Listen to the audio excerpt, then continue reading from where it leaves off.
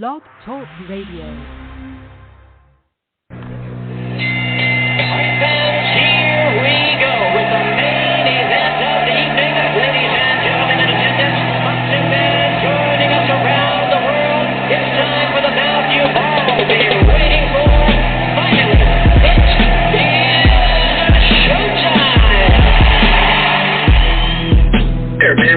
Dedicate our life to this sport. We do thousands of sit-ups in camp. We run hundreds of miles, for the ones that take it serious.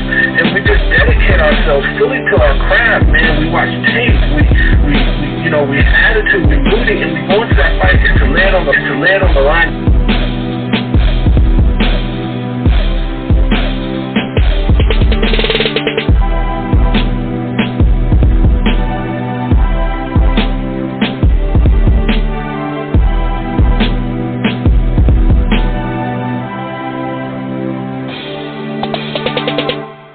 What up, boxing fans? This is the Rope-A-Dope Radio Podcast. I'm your host, Chris Carlson. We are live on a Tuesday night. Hope everybody's doing okay. We're fresh off a fight weekend that saw a big event in Dallas, Texas, home of the Cowboys, but for one night, and we know Spence, home of Errol Spence, but for one night, Canelo took it over.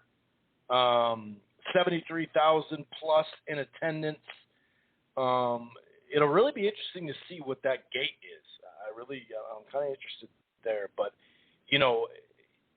was the fight some sort of epic fight? No, but it had the big fight feel. I mean, the stuff before it, the entrances.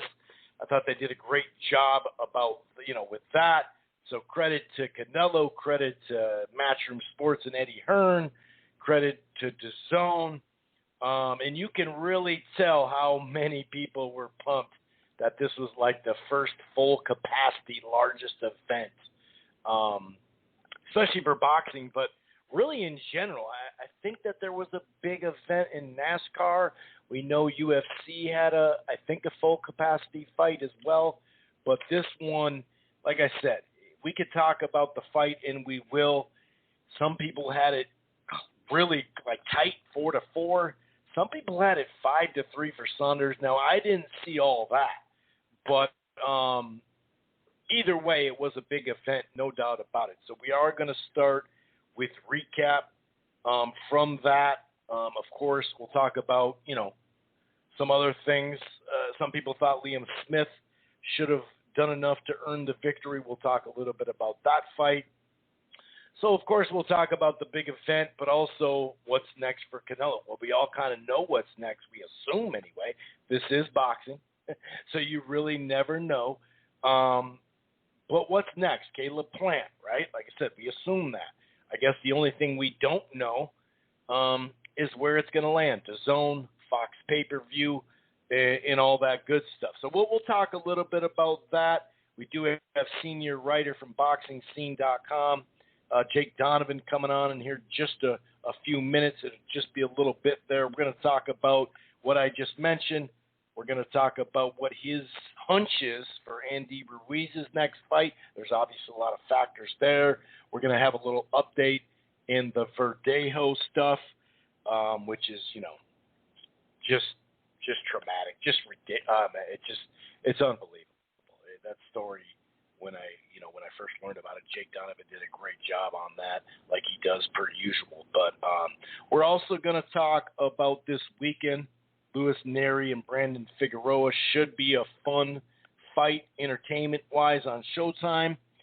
And there are a couple other items that we'll talk about when it comes to fight news or the rumor mill, or of course, we close the show with our boxing Twitter segment where we just kind of come up with the tweets of the week, whether there's great, yes, I agree, that's a perfect statement, or, some fanboy stuff that kind of makes you laugh, or some media members out there acting like fanboys on their Twitter line, let's put it that way, about a study that came out about younger sports fans that we'll get into a little bit. To an extent anyway, some some positive news for boxing, no doubt about it. The ranking system at the WBO did a little switcheroo. We'll talk about that pertaining to the welterweight division. We do have some audio for Frank Warren's comments recently, and we will read some quotes from Eddie Hearn to kind of balance that out. And, later in the show, I guess we'll talk about Mayweather and Jake Paul and blah, blah, blah. There is some news, though, that came true as far as Teofimo Lopez and Triller bumping their, scheduled or kind of scheduled fight. I think it was just in June. I don't think it actually was June 5th for sure. I don't really know. We'll talk to Jake about that as well. But there is a variety of things we're going to get into, obviously. When it comes to this fight, real quick, just giving my thoughts on it. The first 4 rounds, first rounds tend to not be eventful, right? Obviously, Hagler Hearns and, many other fights, whatever. But there wasn't much going on. I thought the left hook to the body and then the right hook and straight right to the body as the fight went on. But that was Canelo. I gave him that first round. Some people gave it to Saunders, whatever. The first 3 rounds I gave to Canelo. Now the 4th and the 5th is when I started looking at some rounds to give to Saunders. Honestly, I did give him the 4th. Maybe you could give him the 5th. To me, he just, he had his jab and all that going. But until he started jabbing and then landing something in the exchange, like an uppercut, like in the 4th round, he landed some good shots early and late, so I gave him that. Now, you could make an argument that the best shot was that short uppercut of the round from Canelo, so maybe you wouldn't give it to him. The 5th round, another competitive round. I did think some of those left hooks, along with the jab with Saunders, you could say, okay, that's good enough. The heavier, better shots, especially several to the body, seemed like it was to Canelo in that round. But I'm good on giving the 4th and 5th or whatever. But thereafter, 6th, 7th, 8th, to me, although there were a few exchanges, like, for example, in the 6th and whatnot, and Billy Joe did land some of his counters. Obviously, a counter is what ended this fight, really. That counter it was an uppercut, of course, but it was a little different type of uppercut. I guess my point is, I'm not going to just dog on Mannix because I did see, many other people. That'll be in some of our Twitter segments deep into the show. But I saw some folks had him up, going in that last round 5-2. I think Mannix had that too. The farthest I can go off of the 8 rounds that we got to see, obviously, before the stoppage, it's like 5-3. 6-2, that's where I'm at. If you gave him the first round, you gave him the 4th and 5th or whatever rounds, maybe someone, I did see people give him the 7th or whatever. That's cool. I just didn't see a 5-3 Billy Joe Saunders whatsoever. I didn't even see a 4-4, to be honest with you. You have 4 rounds there.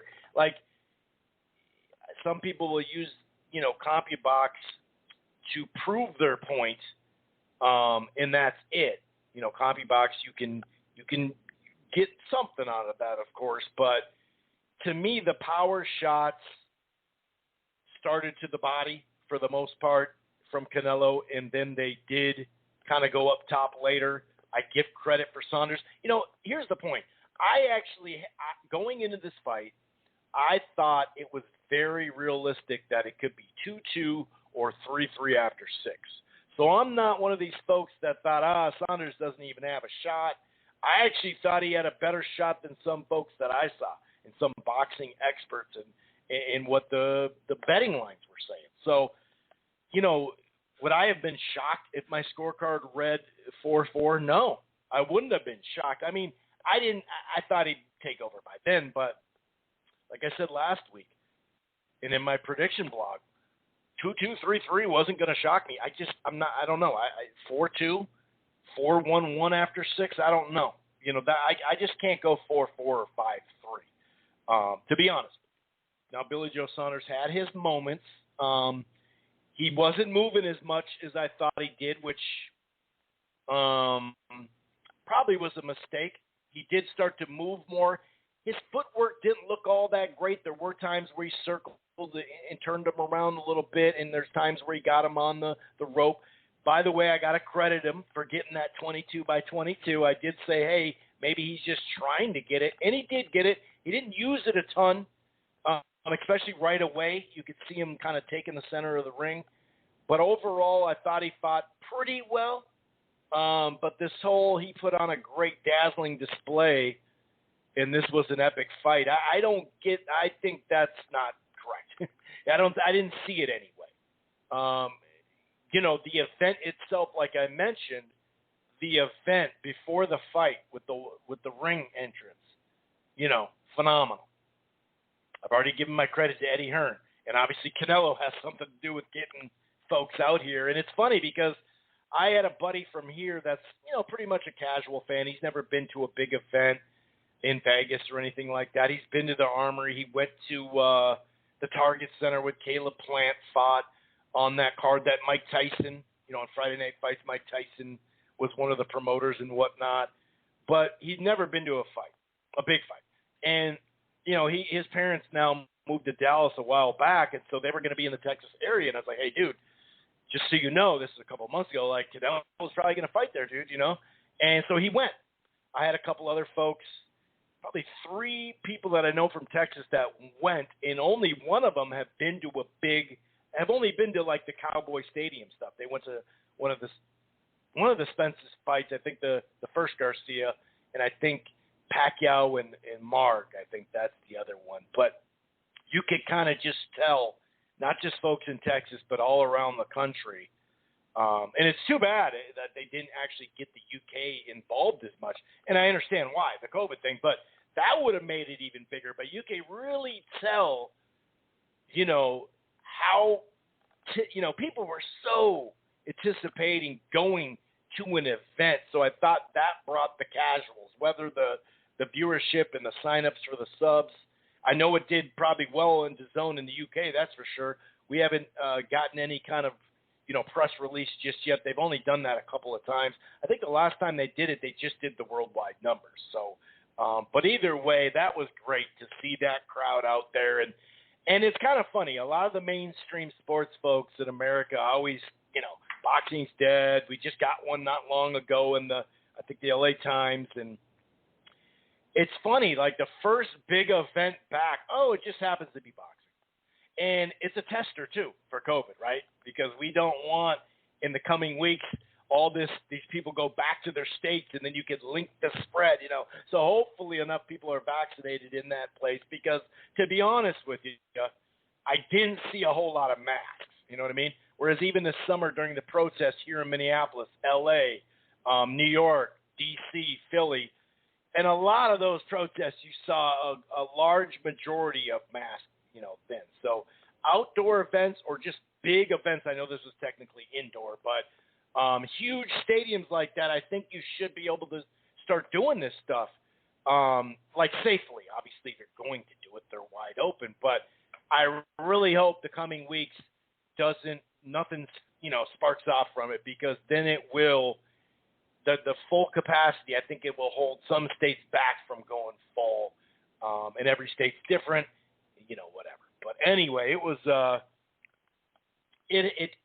fight didn't live up to some, I heard an epic fight weekend.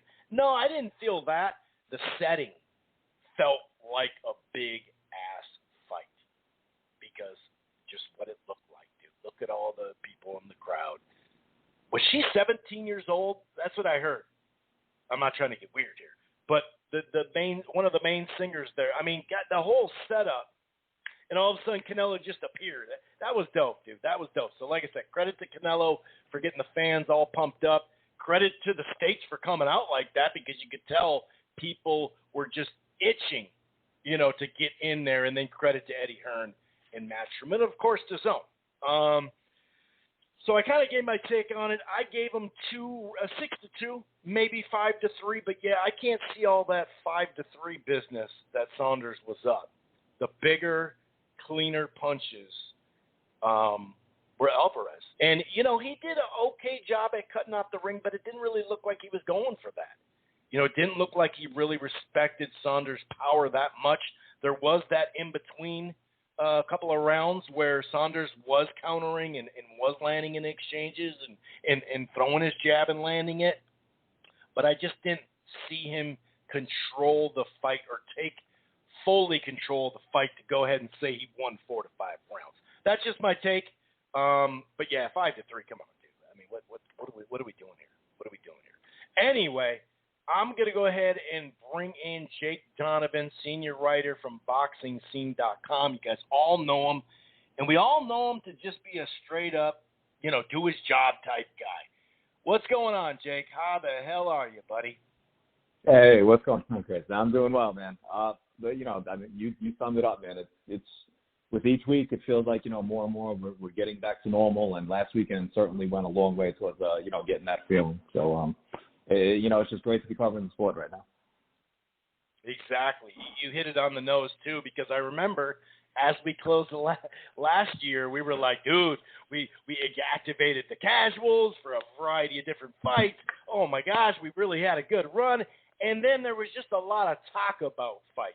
How many times have we seen the bottom line on ESPN say, this fight's done, that fight, well, hold on, it's not done. So it's been tough to activate the casuals because even us hardcores are just kind of sick of the talk. Like, when the fight's done, tell us. But other than that, calm down. And I'm not just talking Tyson Fury and Joshua because there's plenty of other fights like that too. But, yeah, man, you're right. Even last, week, did it make a big dent in pay-per-view? No. Who thought it would? But the energy was like, oh, shit, Ariel scored a knockdown. Okay, now we're starting to get going. So you're right. And we do have some big fights coming up, especially in 2 weeks. Big fight. Stylistically, we got a fun fight coming up this weekend. And now that Showtime, last time we discussed this, Showtime hadn't put out their schedule just yet. So we do have some stuff on the docket. What do you think of the fight itself? And kind of going in, what do you think Billy Joe had a shot to make it an even fight through, say, 6 rounds? Or did you think maybe he overachieved a little bit for your perspective? It's weird. Going in, people kept asking for my predictions, and I don't like making public predictions because I found out, just too many people catch feelings over it. So, but privately, I did tell people I expected Billy Joe to be a lot more competitive than people were giving him credit for. And I'm not going to say that he's the type to live up or down to, the level of his competition, because the level of his competition has not been all that. I mean, he had good wins earlier in his career. He beat John Ryder and he beat Chris Eubank Jr. on the way up. Then he beat, of course, Andy Lee for the title. And we saw what he did against David Lemieux. It was a stylistic mismatch for Lemieux, but we still have to give Saunders credit. But he's had a crappy career ever since then. So, it's we can't say, he's just been fighting down to the level of competition. That's his problem. I always knew the skill level was there. So it was just a matter of, I guess how long it was going to take Canelo to adjust before, he finally solved them and then, would just shut him down. I honestly thought the fight was going to go to distance. So a lot of people predicted it, was going to break him down and stop him, which he eventually did. But I think it was more competitive than a lot of people wanted to get Saunders credit for, the type of fight that he did ultimately put out. So I'm not going to say it went exactly as I thought it did, because like I said, I thought he would last, all 12 rounds. But I wasn't surprised that he was able to, have some success against Canelo. Just, the way their styles meshed, I knew it was going to take Canelo a while to get to that point. And it was, it was beautiful the way he finished. I love watching Canelo just make these adjustments with each fight. He's been fighting for so long, yet, with his age, he's actually in his, physical optimal prime. So it's just a joy to watch him, just to see, everything that he's doing right now. He's the only superstar in the sport who's not only fighting, but remaining active on top of that. So it's just, that's, as good as you can ask for the sport. Yeah, well said. You're correct there. A lot of people had the problem with his fight in February, but we already knew his schedule, dude. He already has said he's fighting in December probably too if he doesn't get hurt. So at some point you just can't please everyone, I guess. So obviously, like I discussed, like everybody discussing, Caleb Plant seems to be next. What are your thoughts on that? Obviously, Nashville represent, stand up. I mean, a lot of people are sleeping on a certain Cuban based out of Minneapolis, but I won't get into that, Jake. I won't get into that. I'll wait and let him get a couple more wins. I'll wait a little bit longer. But what do you think here? The fact that you assume it's next, there's no GGG that'll sneak up because of the money. Canelo basically seems like, this is what he wants to do. The big question is, where is it going to land? Right. So here's where I'm at. I feel like, especially from Caleb's perspective, this fight has to happen next. I believe it will happen next because it's absolutely the fight that Canelo wants. So at that point, it's going to get to a point where what's the price tag for Caleb and PBC? And then by that I mean, do they pay X amount for Canelo to come over and it winds up on Fox pay-per-view or Showtime pay-per-view, which I do think. I think it will be a pay-per-view fight. Or can DAZN put enough money into the pot where Fox and Showtime won't want to match it, and then PBC says, well, you know what, they're going to put up, let's say, $40 million. We're going to divide up $10 million on our side or whatever. You're going to go fight on DAZN for this one time.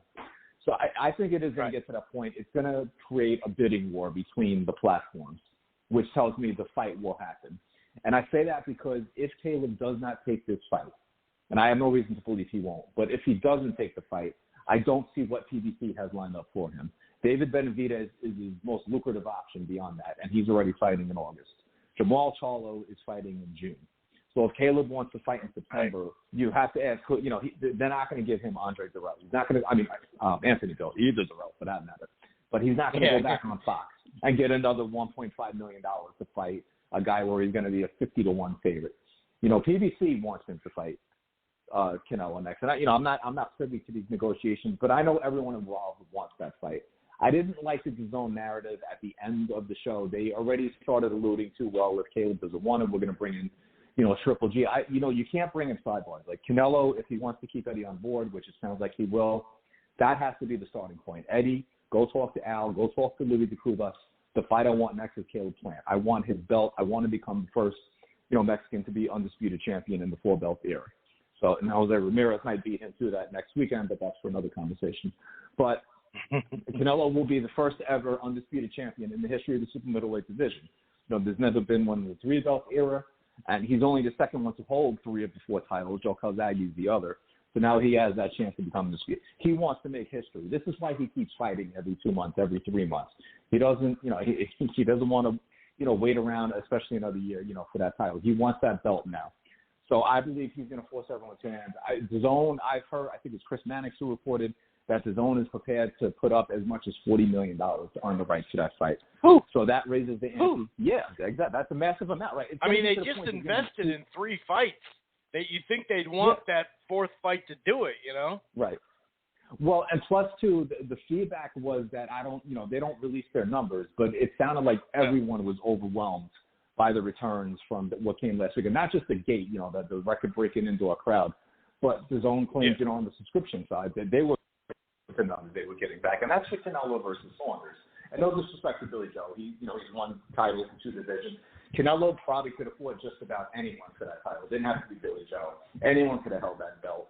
Could have been your man, David Morrell, in there. I think it would have, produced those numbers. So that's a testament to Canelo, to staying active, to, staying in, on everyone's mind. They know, okay, another fight, with Canelo was coming up. I got to pay attention. So that's a testament to him. So DAZN is happy. They're in a place where they can afford to go, put up these pay-per-view type figures, to bring the fight over there. So now Fox and Showtime, the onus is going to be on them to present a better package to convince Canelo to come over here.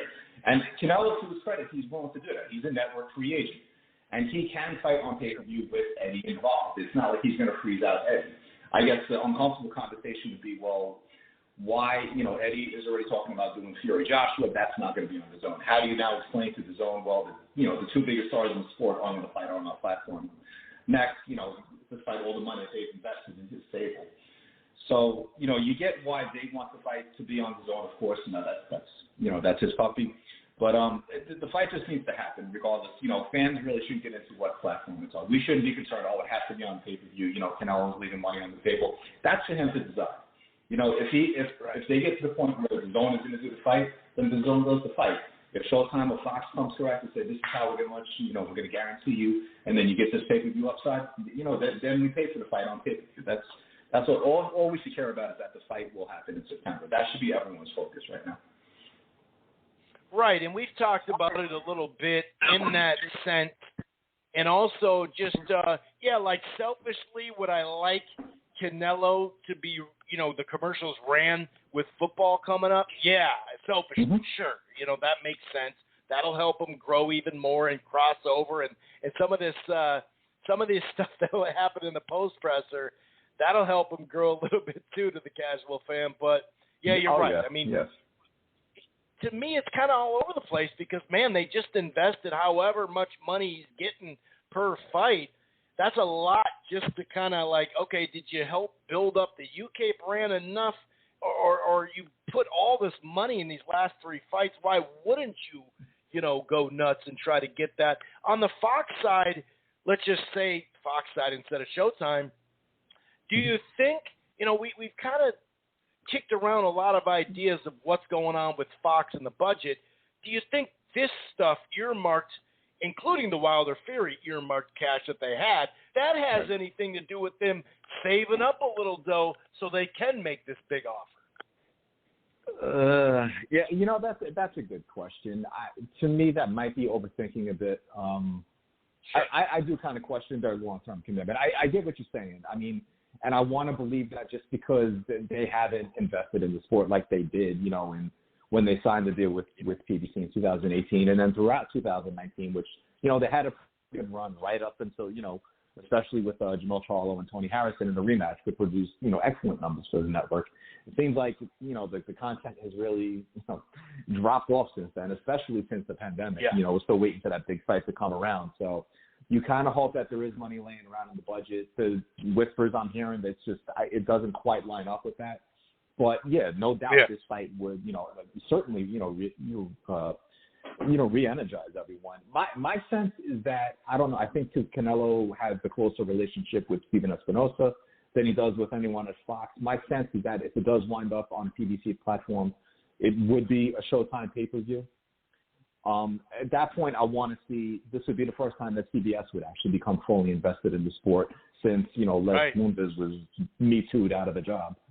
They just haven't, they've completely dropped off. They had the 2 excellent fights with Keith Thurman and Sean Porter, then Keith Thurman and Danny Garcia, and then we just haven't heard from CBS ever since then. So I want to see that, and I think that's the type of commitment it's going to take in order for Canelo to fight on a Showtime pay-per-view, because I can't see Showtime solely driving that vehicle. It has to be on free TV. The build-up has to be on free TV. Everyone has to know about it. It can't just be limited to cable. Fox has that advantage. So like the same capabilities. CBS does all the AFC games too. So why not promote the fight through them? The Tennessee Titans are AFC. Football. Yeah, exactly. So I know KP has relationship with Fox, but the Tennessee Titans primarily play on CBS. I know that because I live out here. I have to watch the games from that network. So there's no reasons why they can't get involved the same way that Fox has gotten involved. But again, I think they're going to put their best foot forward. They're not just going to say, well, it's going to be on pay-per-view. Here's a dollar amount. Take it or leave it. It's Canelo. Yeah. He's driving the vehicle. Everyone knows that. That's right. That is very true. And I just, whatever it is, I just want the fight to happen for a lot of those same reasons that you discussed. And in the end of the day, a lot of this is just fodder and talk and kicking around thoughts and all that. But you're right, we shouldn't get so caught up in why it should be, I prefer this or whatever. So Andy Ruiz, go ahead. I did want to bring up on it because people keep saying too, like they don't care about. They're trying to claim they don't care about Caleb Plant, that they want to see a third fight with Triple G. Where's Triple G been in all this, though? Does Triple G even want that fight next? Because I had people come, well, how come Caleb wasn't at the fight this weekend? And I know for personal reasons why he wasn't there, but why wasn't Triple G there? If he's the one, if he wants to force Canelo's hand, he's going to be the one that has to move up the weight. Canelo's not going to move back down to middleweight to fight him. Triple G's going to have to go up there, to try to become a 2-division champ. He should be there screaming for this fight. That should have been him. You want to see him go heel and crash a post-fight press conference. Not, we got it from Demetrius Andrade, but if that's the fight we're building next, Triple G is going to have to do his part. because we keep saying, oh, well, Saunders didn't earn this fight. Caleb Plant hasn't earned this fight. Well, they have the belt. They have something that Canelo wants. Canelo couldn't care less about a third fight with Triple G. He's willing to do it maybe to please Eddie, but he even said that's going to come down the road. So that's, again, like I don't want anybody sidelined with this stuff. We have to focus on this is the fight. We're seeing a lot of unification bouts. We're getting several undisputed championship fights. This is the one that absolutely needs to happen next in that. So hopefully everyone could just stay on that course. Right. Was Ndongo this perfect undisputed fight? Well, I mean, this stuff happens. This is boxing, and like you said, I mean, Billy Joe Saunders' run at 168, getting the belt and after wasn't anything special. Italian Smith, the fight that he fought before, it wasn't all that impressive. He didn't earn this great fight off of a win there. I mean, he fought Groves. That was a good win, but, if we're going to say Caleb Truax was past his prime, it didn't look great. Was Groves like right in his prime and not coming off injury? I don't know. Like you said, it's Canelo wants the belt. Same with Benavidez. Like, hey, dude, I hear you, but you know what? Canelo wants the belt. If you would have just kept your belt, he'd want you. So right, exactly. Yep. It's pretty basic stuff. So Andy Ruiz knocked off some rust. Almost got knocked off early in that fight against Areola. Where do you see him turn next? Now, obviously, this plays into this, this stuff going on in court, in a sense anyway, with the Fury and the Wilder and all that. But do you think that they're going to let Wilder fight sometime this summer if it's not, Fury or whatever, however that works out? He just maybe gets some step-aside money. Maybe he doesn't. Maybe this ruling, doesn't go his way, whatever. Do you think that take that extra fight to kind of build back Ruiz and maybe take on a Luis Ortiz, or do you think, hey, we're going to get Wilder fight and then we're going to match it later in the winter? Where do you see Andy Ruiz going? How much do they want to build him back before they put him in with the Wilder? Yeah, that's a very good question, and I don't even know if it's a matter of like fully rebuilding. It might be up to Andy to decide how much more comfortable he wants to get with Eddie Reynoso. I liked what I saw, with this first fight. I mean, granted, he was, a heavy favorite to beat Chris Areola.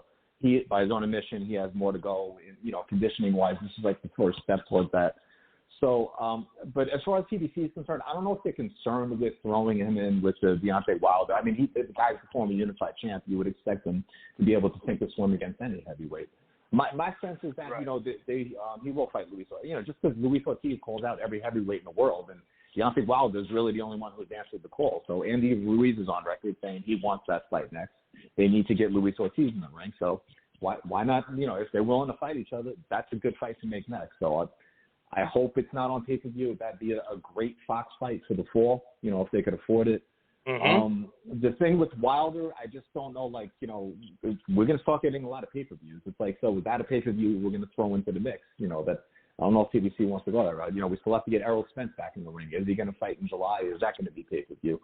Because they're hoping, I'm sure, that they land Canelo, and that's going to be a pay-per-view in September when he fights. So, if you put Ruiz and Wilder in the ring, where do you find that? How long do you keep Deontay? Deontay hasn't fought since February 2020. You have to, once this arbitration thing is settled one way or another, he has to get back into the ring. So I think they'll wind up going with Ruiz will fight someone like Luis Ortiz.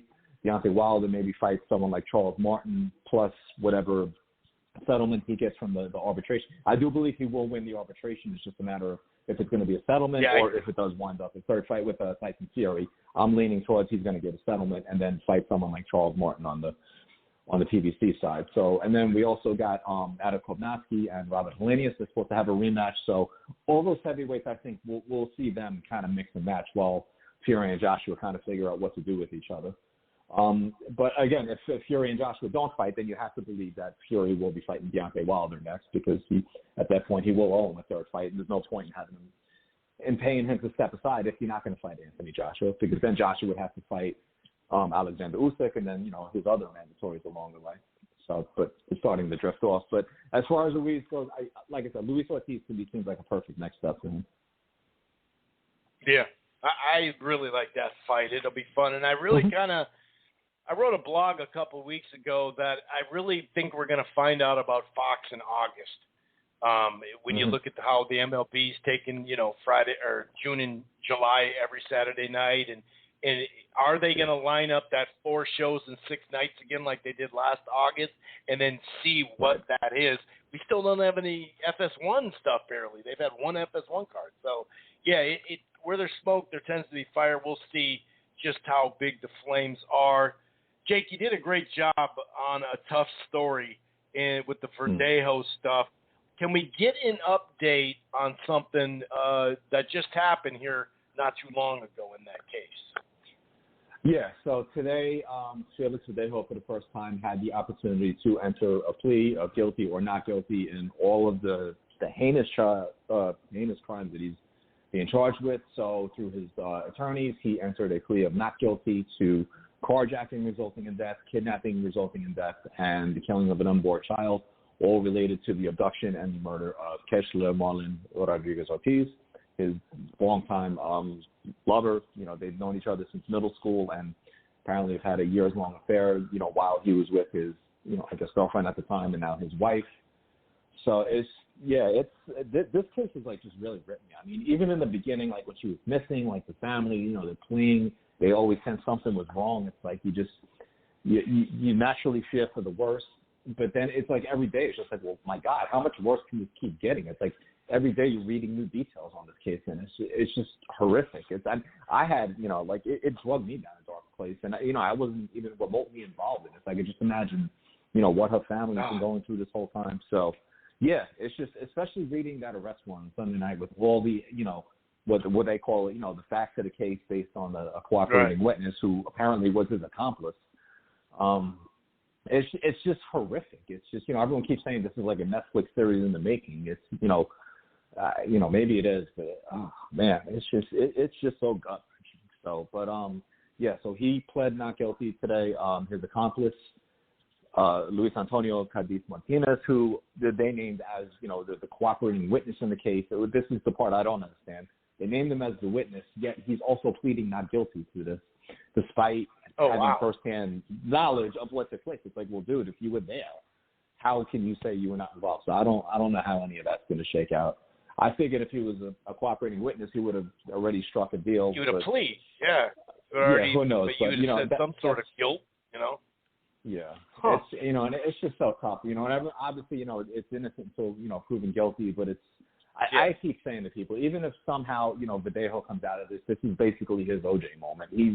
Nothing's ever going to be the same. The difference with OJ was already long retired from the NFL, and he's already had an established acting career and did commercials, and he almost kind of lived his life. Verdejo is like in whatever should be the prime of his career, and it's nothing is ever going to be the same. No one's ever going to view him the same way. So my sense is he's going to spend, however long he has left in life, he's going to spend the rest of his life in jail.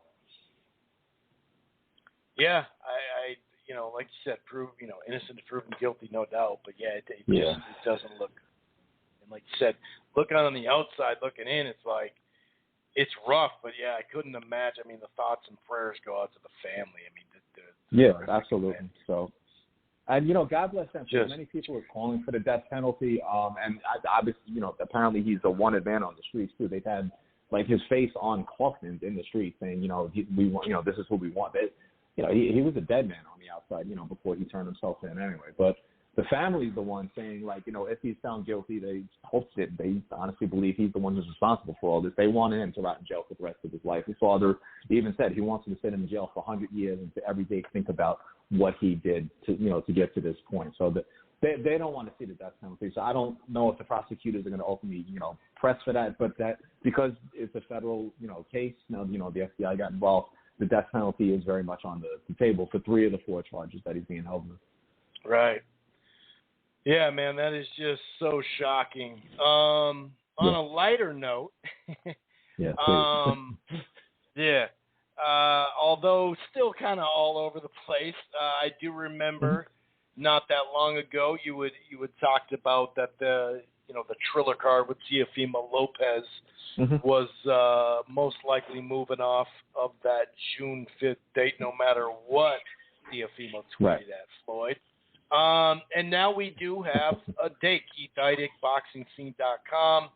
But that June 19th it's funky, Jake.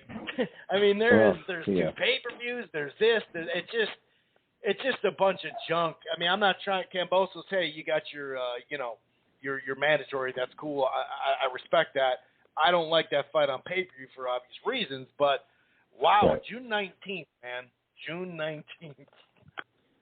Yeah, I mean, I tweeted earlier today. It's like, if you're not fighting on June 19th, it's like, oh, you're really a boxer at this point. It's like I'm ready to announce my pro debut on June 19th at this point. Right. It's crazy. There's, 5 different shows all in North America alone. I mean, never mind what other shows popping up in England or wherever else. But it's for as crowded as this date is, and like this is you say you want to make a statement, Teofimo's going to become a star. They would have been better off just staying on June 5th because originally that date. It was going to take place at Lone Depot Park where the Florida Marlins play. There wasn't going to be any fans in attendance. So it's like I didn't see any harm in just keeping it on that date. Let Floyd and Logan Paul fight that Sunday night, with their crowd. So now it's moving 2 weeks later. Now they're going to have a crowd, which hopefully that subsidizes, the $6 million they've invested in that fight alone.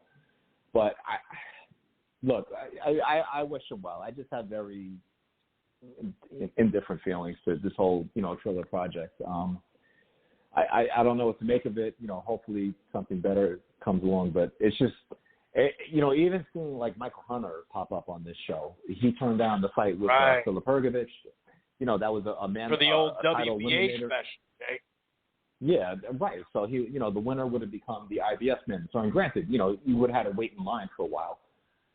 So now he's going to fight, a no-hoper. And the theory is that he's getting paid more to fight a lesser opponent, that he wanted more money for the Filip Hrgović fight. But, Eddie Hearn was the only one who bid on the fight, so the first bid is what it is. You accept that payday or you move on. He was getting a larger share of the pie than Hrgović because he was the higher-ranked contender. He decided to pass. Supposedly he's getting more money to fight Mike Wilson, which means Triller is investing even more into this card.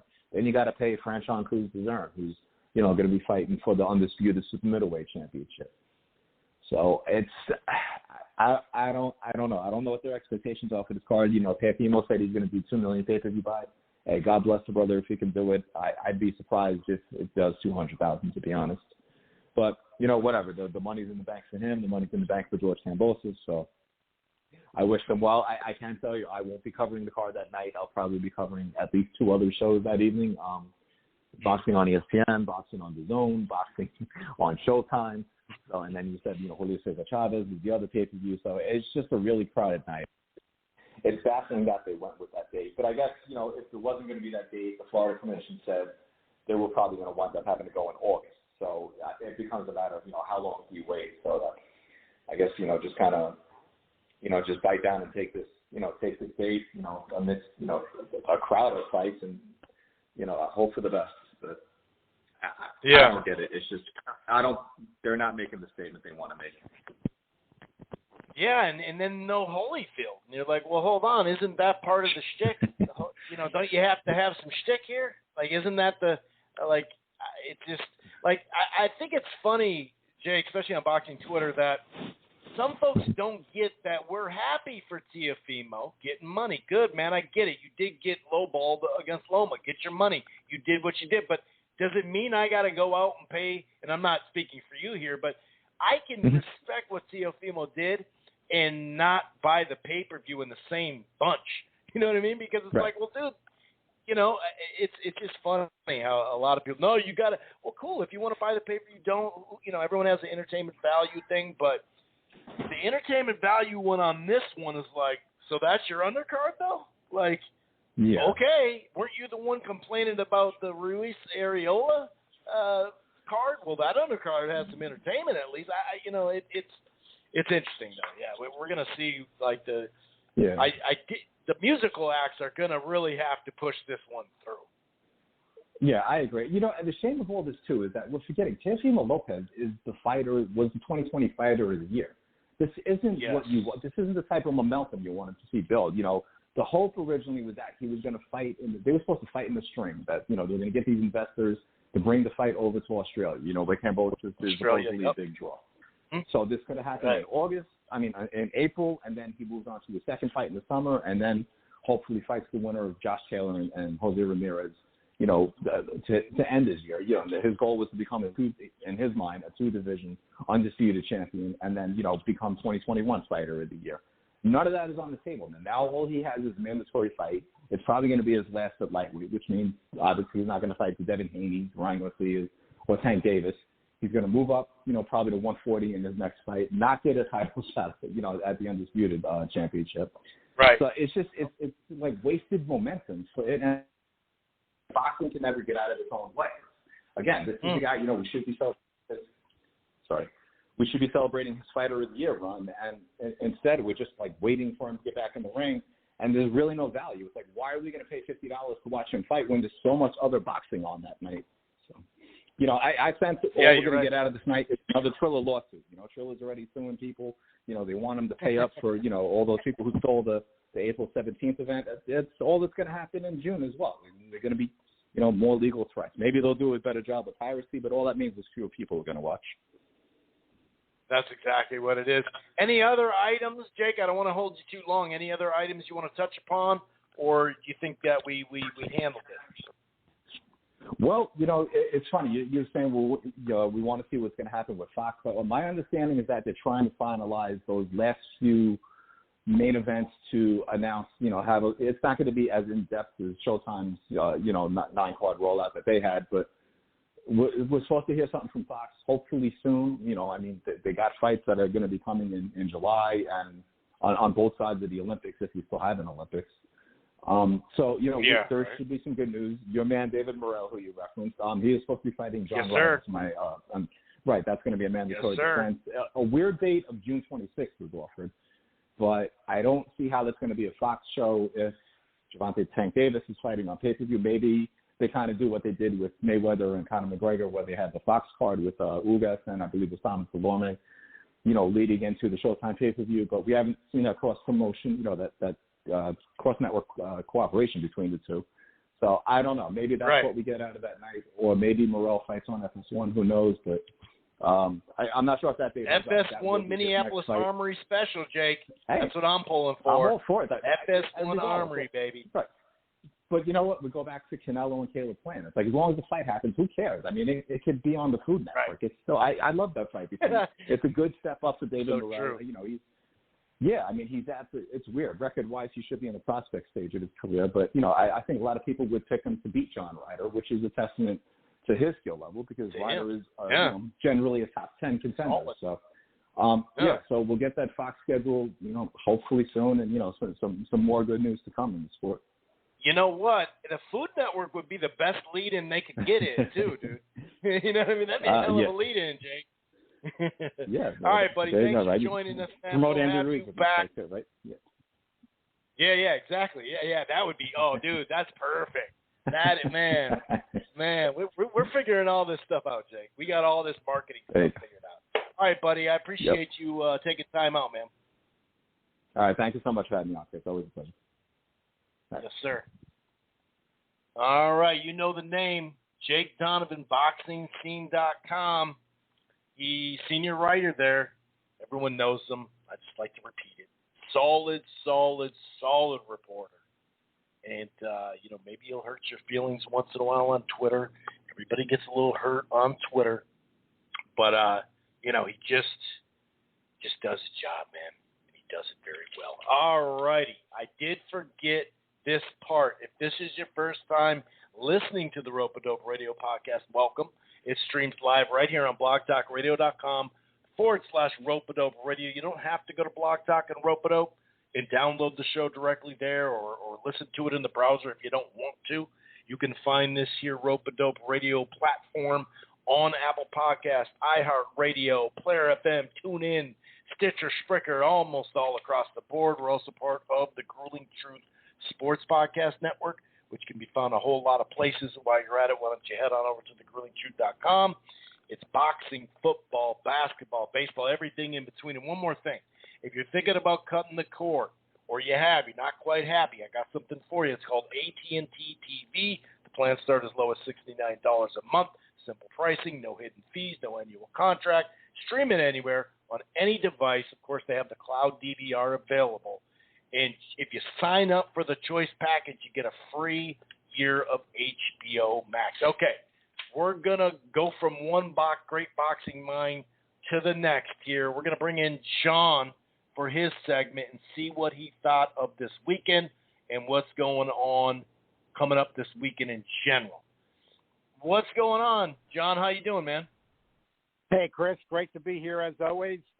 We enjoyed just listening to you and Jake finish up Jake's segment, and I'm ready to step into the ring and talk some boxing.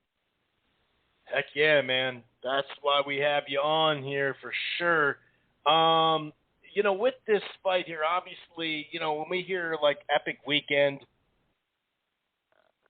that has to do more with the crowd, right? In the display that was before the fight and all that. It did have that big fight vibe to it, no doubt about it. I mean, that just is what it is. No matter what people think of this, that, and the third, it had a vibe. 73,000 in attendance. I am really interested to see what that gate number will be. So the look of it was great. Now, the fight itself, I was one of those guys, like I mentioned earlier, that thought it had a good chance to be 2-2 or 3-3 after 6. I didn't see that in the ring.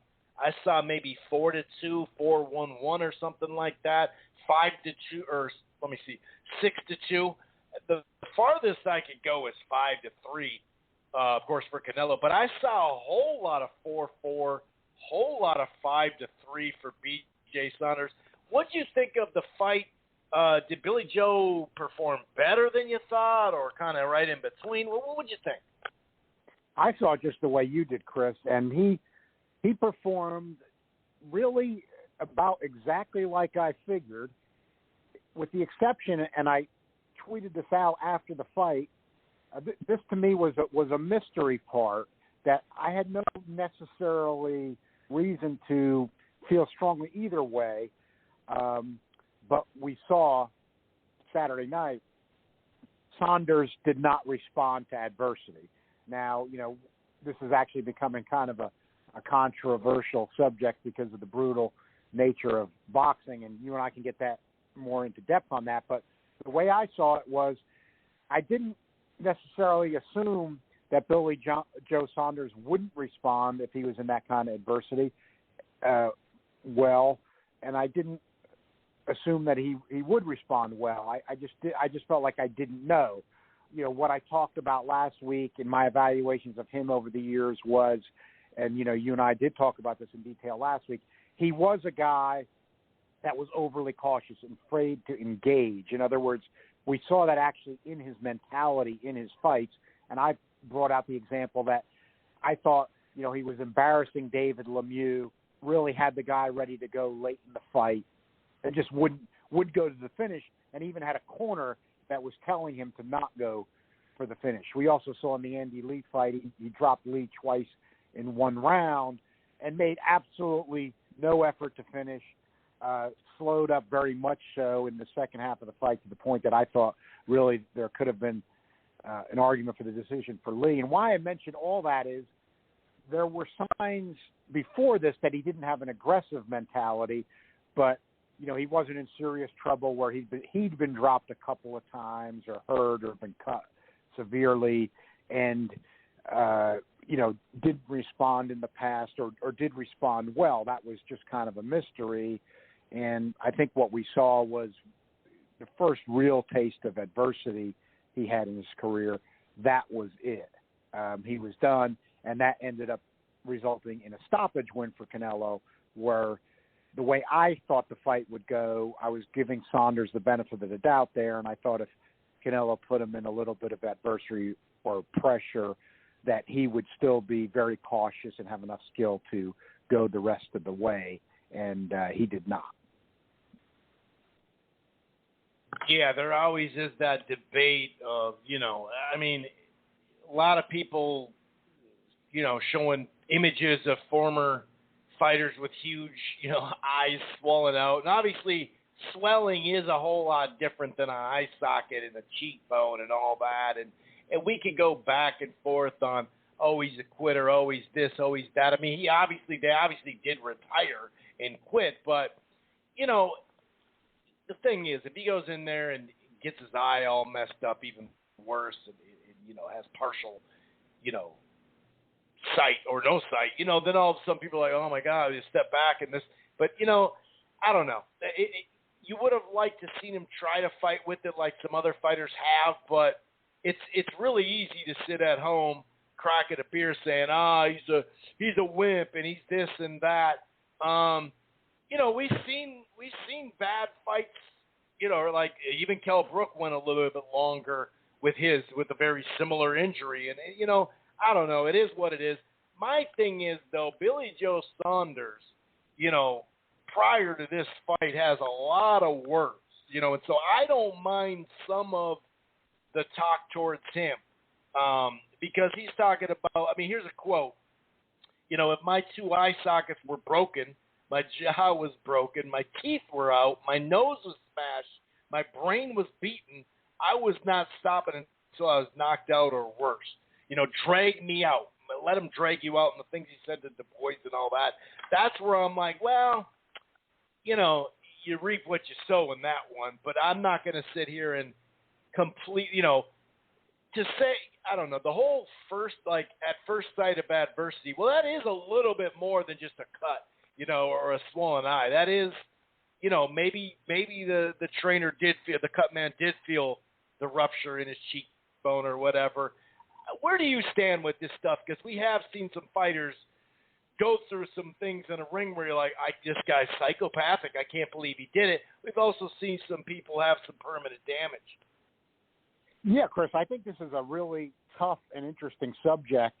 And even though, I've said that I saw Saunders, I felt like this was his first real adversity in his career, severe adversity. He didn't respond. But, I do want to elaborate because I don't want it to seem overly harsh. But then again, I think we need to look at all sides of the subject.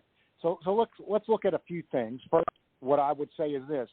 Watching the fight live, when I saw Billy Joe Saunders go back to the corner and looking at the eye, and when his corner was first taking a look, the eye looked very bad. The eye looked shut, okay? So no dispute in my mind about that. I think in fairness, we got to say that. But I just want to add some things here that I think this subject, for some of the people then want to say, I perfectly understood what Saunders did, and I don't think anybody should get on his case. Right. And look, I'm not bloodthirsty. I don't want people blind. Let me be clear on that. Boxers take tremendous risks. They literally risk their life. They risk their brain. They risk their eyes. They risk all kinds of things, and I think that's part of what we got to add. So let's look at some things though that we do know logically. There's been enough discussion of this week. It's worth getting into really in depth and really getting in the weeds on it. The ringside doctor didn't stop the fight, right? We've got a ringside doctor for a reason, and we've heard a lot of talk in recent times about corners stopping fights and things like that. And the corner's got to do that. Like, well, let's hold up a second. It's the referee's job to stop the fight. That is the referee's job, period. Matter of fact, yes. And Holmes Cooney was the most famous example of this probably in boxing history. There's and I don't even sure where all the commissions exactly stand on it now, but you look at Holmes Cooney being the most famous example. Victor Valley jumped in the ring to stop the fight, and they did stop it, but the Nevada rule at that time was that the corner could not stop the fight because they were worried about gambling influences, and they wanted the referee to just do his job, technically, for Holmes when the fight ended, because Valley jumped in the ring to stop the fight when Cooney was in trouble, but the referee didn't. Then the referee stopped it when Valley jumped into the ring. It was technically a disqualification. Now, why I mention that is it's clear that especially and traditionally, sometimes for these types of reasons, it's the referee's job to stop the fight. It's the ringside doctor's job. Now, again, you want to be more nuanced. The ringside doctors are not always specialists. A lot of times they are people just interested in the sport that then the commission happens to appoint them to fights. But the fact is, You've got a ringside doctor at every fight. We know that. Nobody's discussing this. The referee didn't stop the fight. The ringside doctor didn't stop the fight. And I'm going to say I didn't go back to the rewatch, so correct me if I'm wrong, if people have, and I know people have been rewatching already. I'm going to say I watched live. I didn't rewatch. My recollection just on the one live watch was Saunders, and the corner always wants to protect the fighter's ego, the fighter's image, and certainly the promoter does even more. What I saw when Saunders went back to the corner, and in fairness to him, the eye did look very bad, but the first action I saw when he went in the corner and sat on the stool and they started looking at it and talking to him was he shook his head. That's it. Okay. Right. I don't want any more. Now, Tibbs, the corner man, I think protecting him is saying he stopped the fight. Now, there's another nuance. And he didn't fight it either. Right. We didn't fight it either. Right. We've seen plenty of pushing and shoving. Look at Diego Krause to his own trainer. There's a lot of different examples of someone saying, "No, dude, I'm fine," and standing up and ready to fight. Right. Now here's another thing I want to get into that's nuanced. I've discussed, maybe tweeted about this a little bit over the years, but not a lot in detail, and I think we're getting into a good subject here that I think this is worth bringing up again. In the legal profession, okay? I represent plaintiffs, in my other job, of course, my job as a lawyer. But so you have injured plaintiffs, okay? If I were to go to a corporate defendant, an insurance company, a judge, and there are standards on this. In other words, and I were just to say, let's pretend for a moment it was an automobile accident that I was, instead of it was Billy Joe Saunders, it was Billy Joe Smith, and I was representing him in an auto accident, okay? If I've got a picture of that eye and it legitimately looks really bad and everybody can see that, and I'm arguing to the corporate defendant or a judge, and I'm saying, Mr. Smith has a shattered eye socket. It's horrible. He might go blind. This is a possible blinding injury, and he's going to have to get surgery in 6 months. You know what I've got to do? I've got to produce expert medical testimony that says that. I've got to put the person up for a deposition. I've got to either provide medical records or give a medical authorization, and that's got to all be reviewed by the other side, or it may be a case where it's the court. And the doctor has to testify to a reasonable degree of medical certainty that that's the injury. So then you think, well, John, why are we talking about all this? Well, what I'm saying is because what we've seen in recent years, promoters, to me, have gotten in a bad habit of this, and I think it's look at it as the fighter being their asset and protecting their fighter's marketability and image for the future.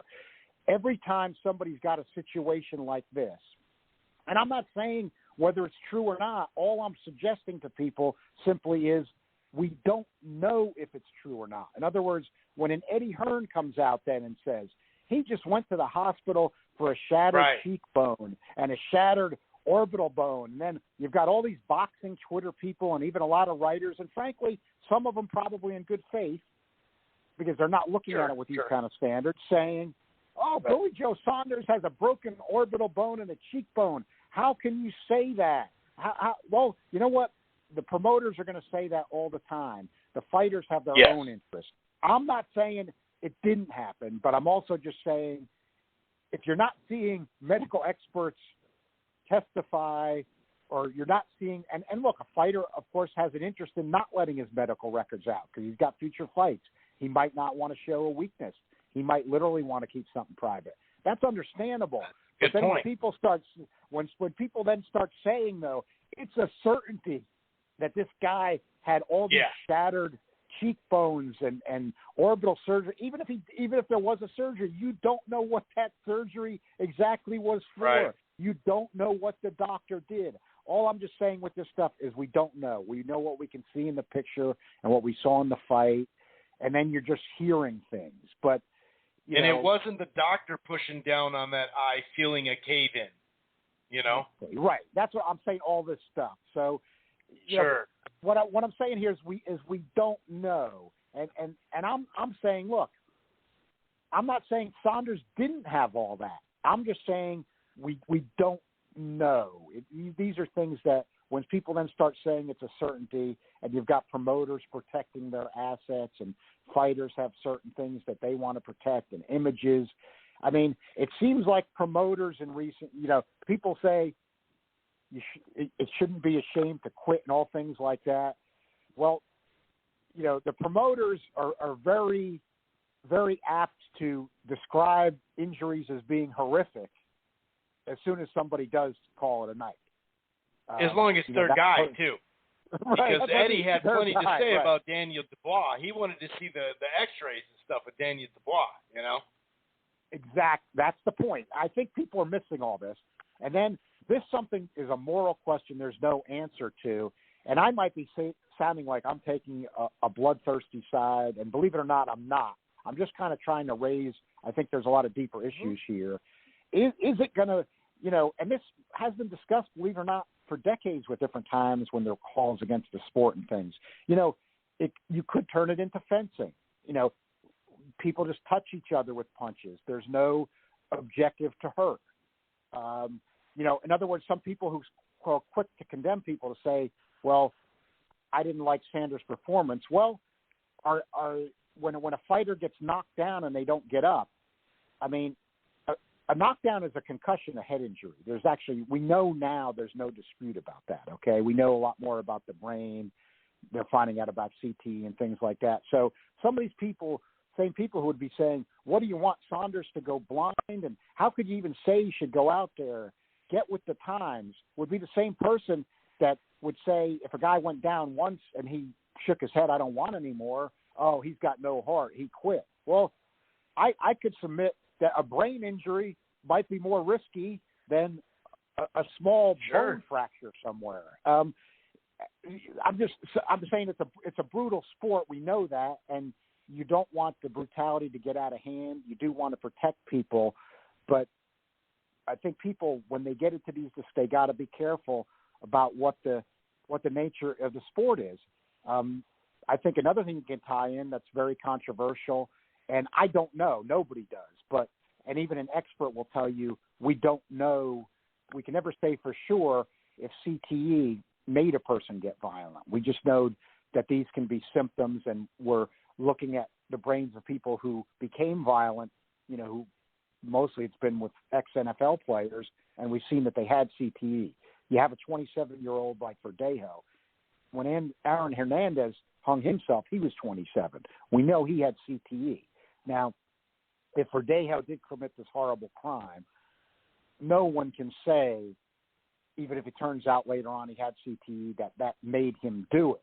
Though we know that these can be things that may be symptoms of CTE, the personality changes, the violence. This guy was a boxer who'd been knocked out a couple times. We have people, and there's no doubt this crime, what happened to this poor woman was horrible. And Verdejo, is being charged. But for then ignoring the issue that the guy got hit in the head for a living. Right. I'm just saying you can't, it doesn't mean you could say for certain that even if he had CT, it caused him to do it. Even the experts are going to tell you can't. But these are things that people got to watch. They got to understand that these are deep, nuanced debates now with what we know more about sports injuries and what damages sports can cause. And with all these issues, people I think have to kind of look at the big picture. The picture is a lot bigger than people may realize. No doubt. And even I spoke to this on Twitter as well after the fight, that even the internal damage that a body shot can do to you. We've heard people pissing blood and all that. Like, let's not forget about the inside, how your insides are from some of these body shots. And so, yeah, there is a variety of stuff. And some guys, and now gals too, of course, like, they just go with, like, they just have a different mentality. You can say this or that. Some people make maybe not a great decision and stay in a fight and end up hurting themselves worse. Some people win the fight, so it's yeah, you're right. There's no clear-cut way and until you actually see the proof. And that's what bugs me, and that's why I brought up the Eddie Hearn. I mean, credit to Eddie Hearn, in this event. He had a lot to do with the opening of the entrance and all that. But, like, he he was quoted talking about Daniel Dubois, but then he's ready, like he saw the X-rays. Like, how do you know? You weren't at the hospital right then and there. Like, you know some information. Exactly. You weren't doing the surgery. You can sit there and Google what bones are in your face. You know, like that's pretty easy. So, and then I see like an X-ray, you know, online. I'm like, who's this? I can't tell if that's Billy Joe or not from an Exactly. X-ray. Like, you know, like come on, there's no. You know, I don't know. It just, but yeah, the thing about Billy Joe Saunders, no matter how we stand on this, when you talk a bunch of trash, especially not just what I'm going to do to this fighter, but other fighters who quit or decided to retire, however you put it, that's where I can't really feel too bad for him because, hey, you know, some people, you know, everyone needs to be humble at some point. And I actually believe he will address those things at some point, and I think he'll go, hey, you learn a lesson, blah, blah, blah. I actually do think he'll do that. A lot of people probably don't think he'd do that, but or maybe he'll go detailed and get defensive and say, yeah, but I had 4 different bones, or, you know, who knows.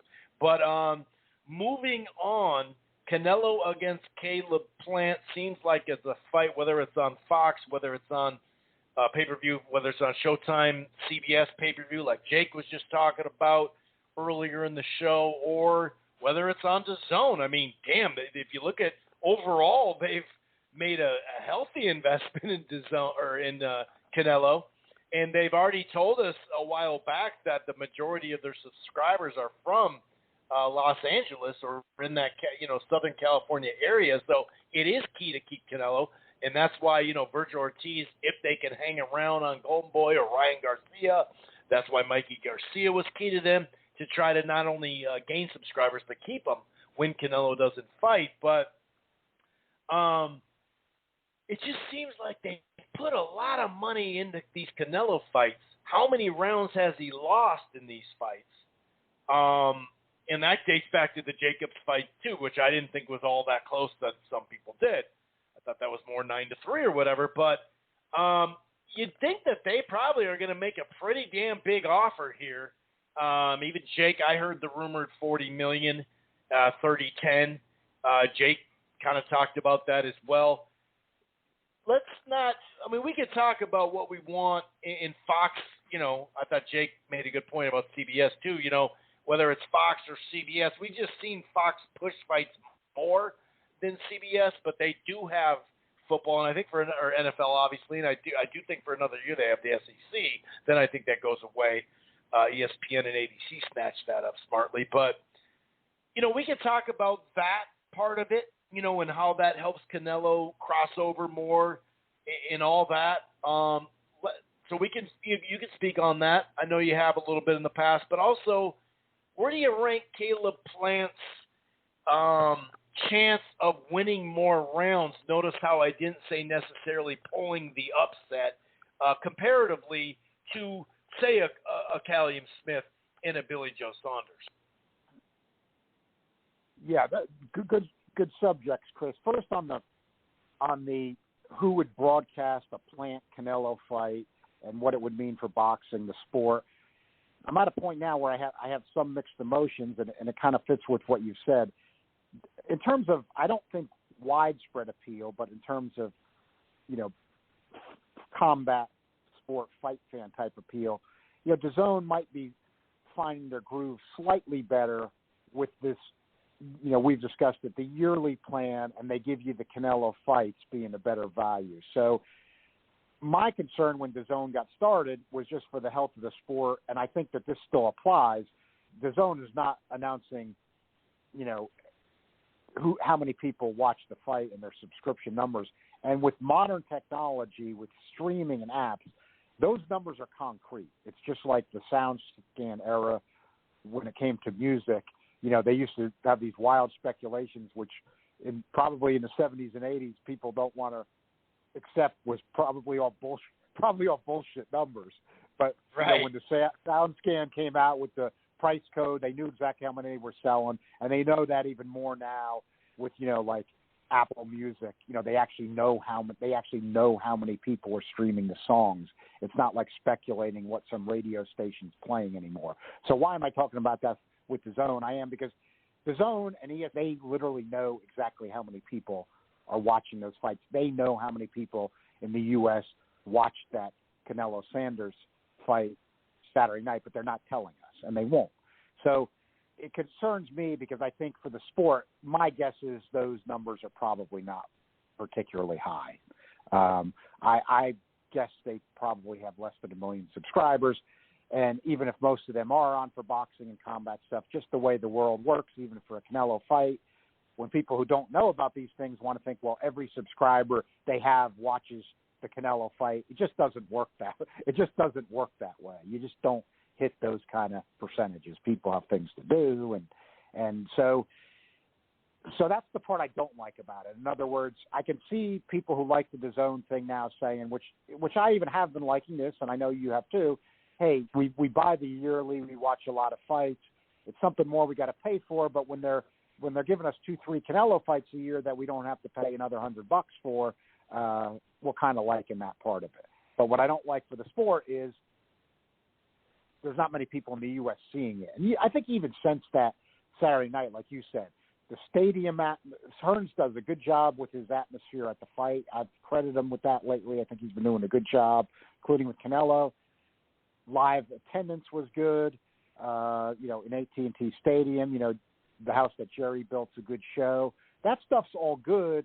And, there's a lot of the hardcore types are talking about it. Like you said, I agree with you. Had a big fight atmosphere, but I'm just sensing that not that many people are seeing it. Like my brother's a former hardcore fan that because of things that happen with boxing, he's been tuned out for a while now. But then I kind of like to use him as a barometer because he's not even a guy that's like he's at this level, not followed even as a casual, but he was a hardcore, so it's not like a casual fan.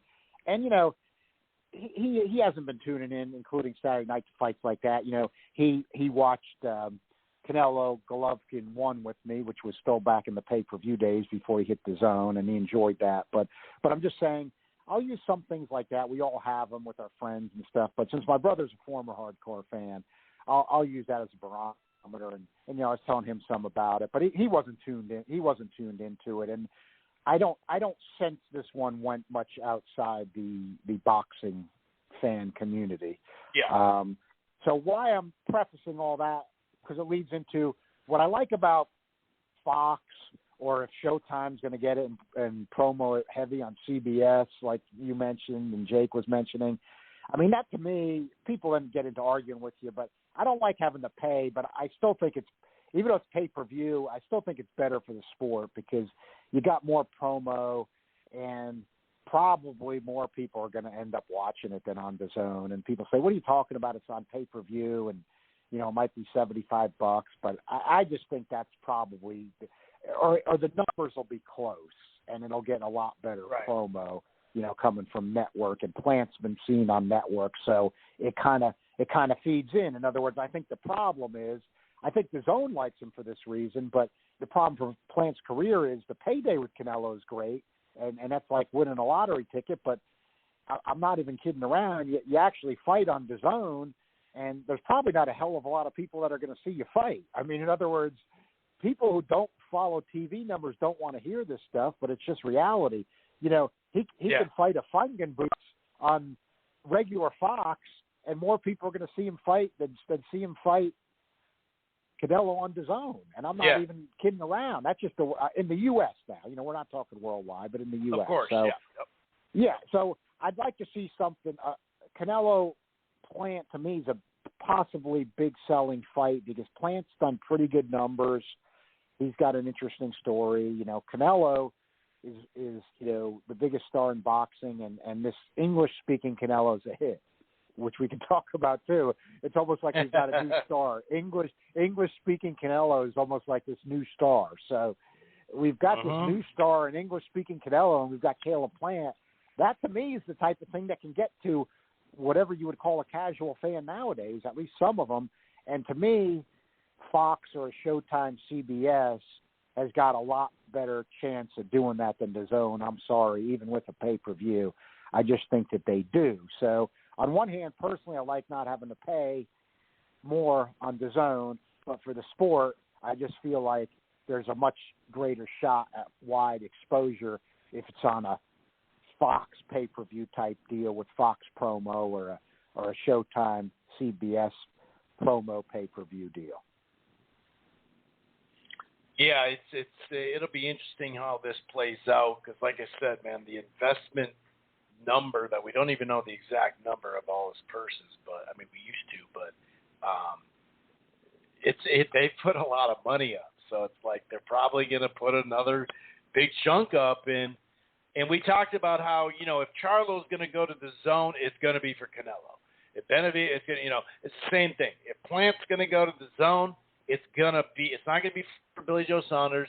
It's not going to be for Andre. It's going to be for Canelo. Speaking from a PBC Al Heyman perspective, and a lot of people won't like to hear that. I get it, but business is business, and you have a deal, and you have certain expectations that you have to meet with that deal. So you can't just go renting out fighters left and right unless it makes the most sense, which this would. And it does sound like, you know, his people say, hey, whatever's the best, we're going to do. So, and that'll be part of it. Like you said, that'll be part of the spiel too.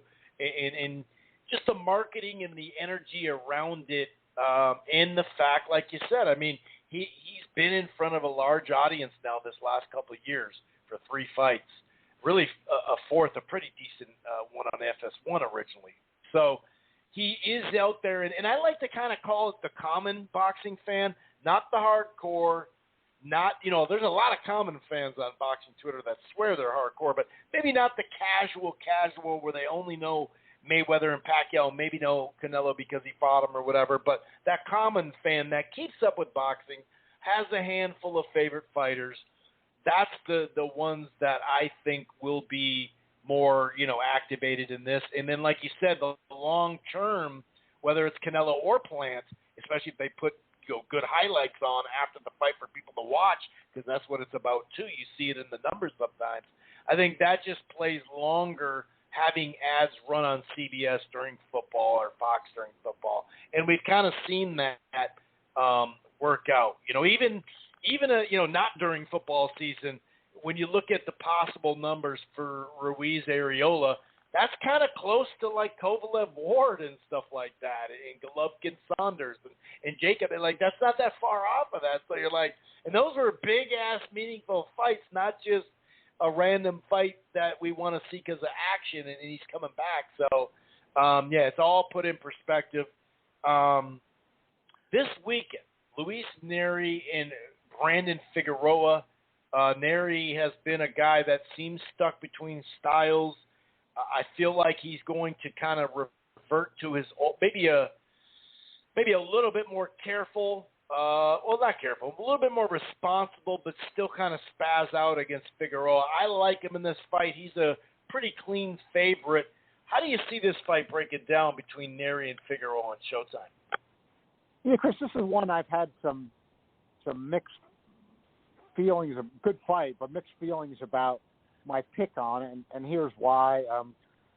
You know, I started watching Brandon Figueroa, you know, really very, very early on his career when PBC was showing him on undercards, and it has been interesting seeing these PBC guys develop, not just because they're PBC, but part of the intention. You know, you saw these youngsters on network TV early, kind of like the old days, getting exposure. Brandon Figueroa was one of them, and you watched them work their way into bigger fights, and now he's headlining on Showtime against, you know, Luis Neri. And I liked him, you know, a tall guy for the weight, started as bantam, then he's been fighting at 122, and, you know, was a guy in a way, you know, he's got a little bit of that, like Fundora, who also came up with PBC, but like a Fundora, a Paul Williams, a Riddick Bowe. Here's, you know, different fighters at different weights, but the guys we've talked about who could, and a lot of people would say should be fighting tall, but either by choice or for some other reason, because they don't have confidence in their other boxing skills, whatever the case may be, they have chosen to fight in close, you know, with a good volume of punches and power punching and leaning on their opponents. You know, that's Brandon Figueroa, very tall for the weight, but chooses not to fight in that style.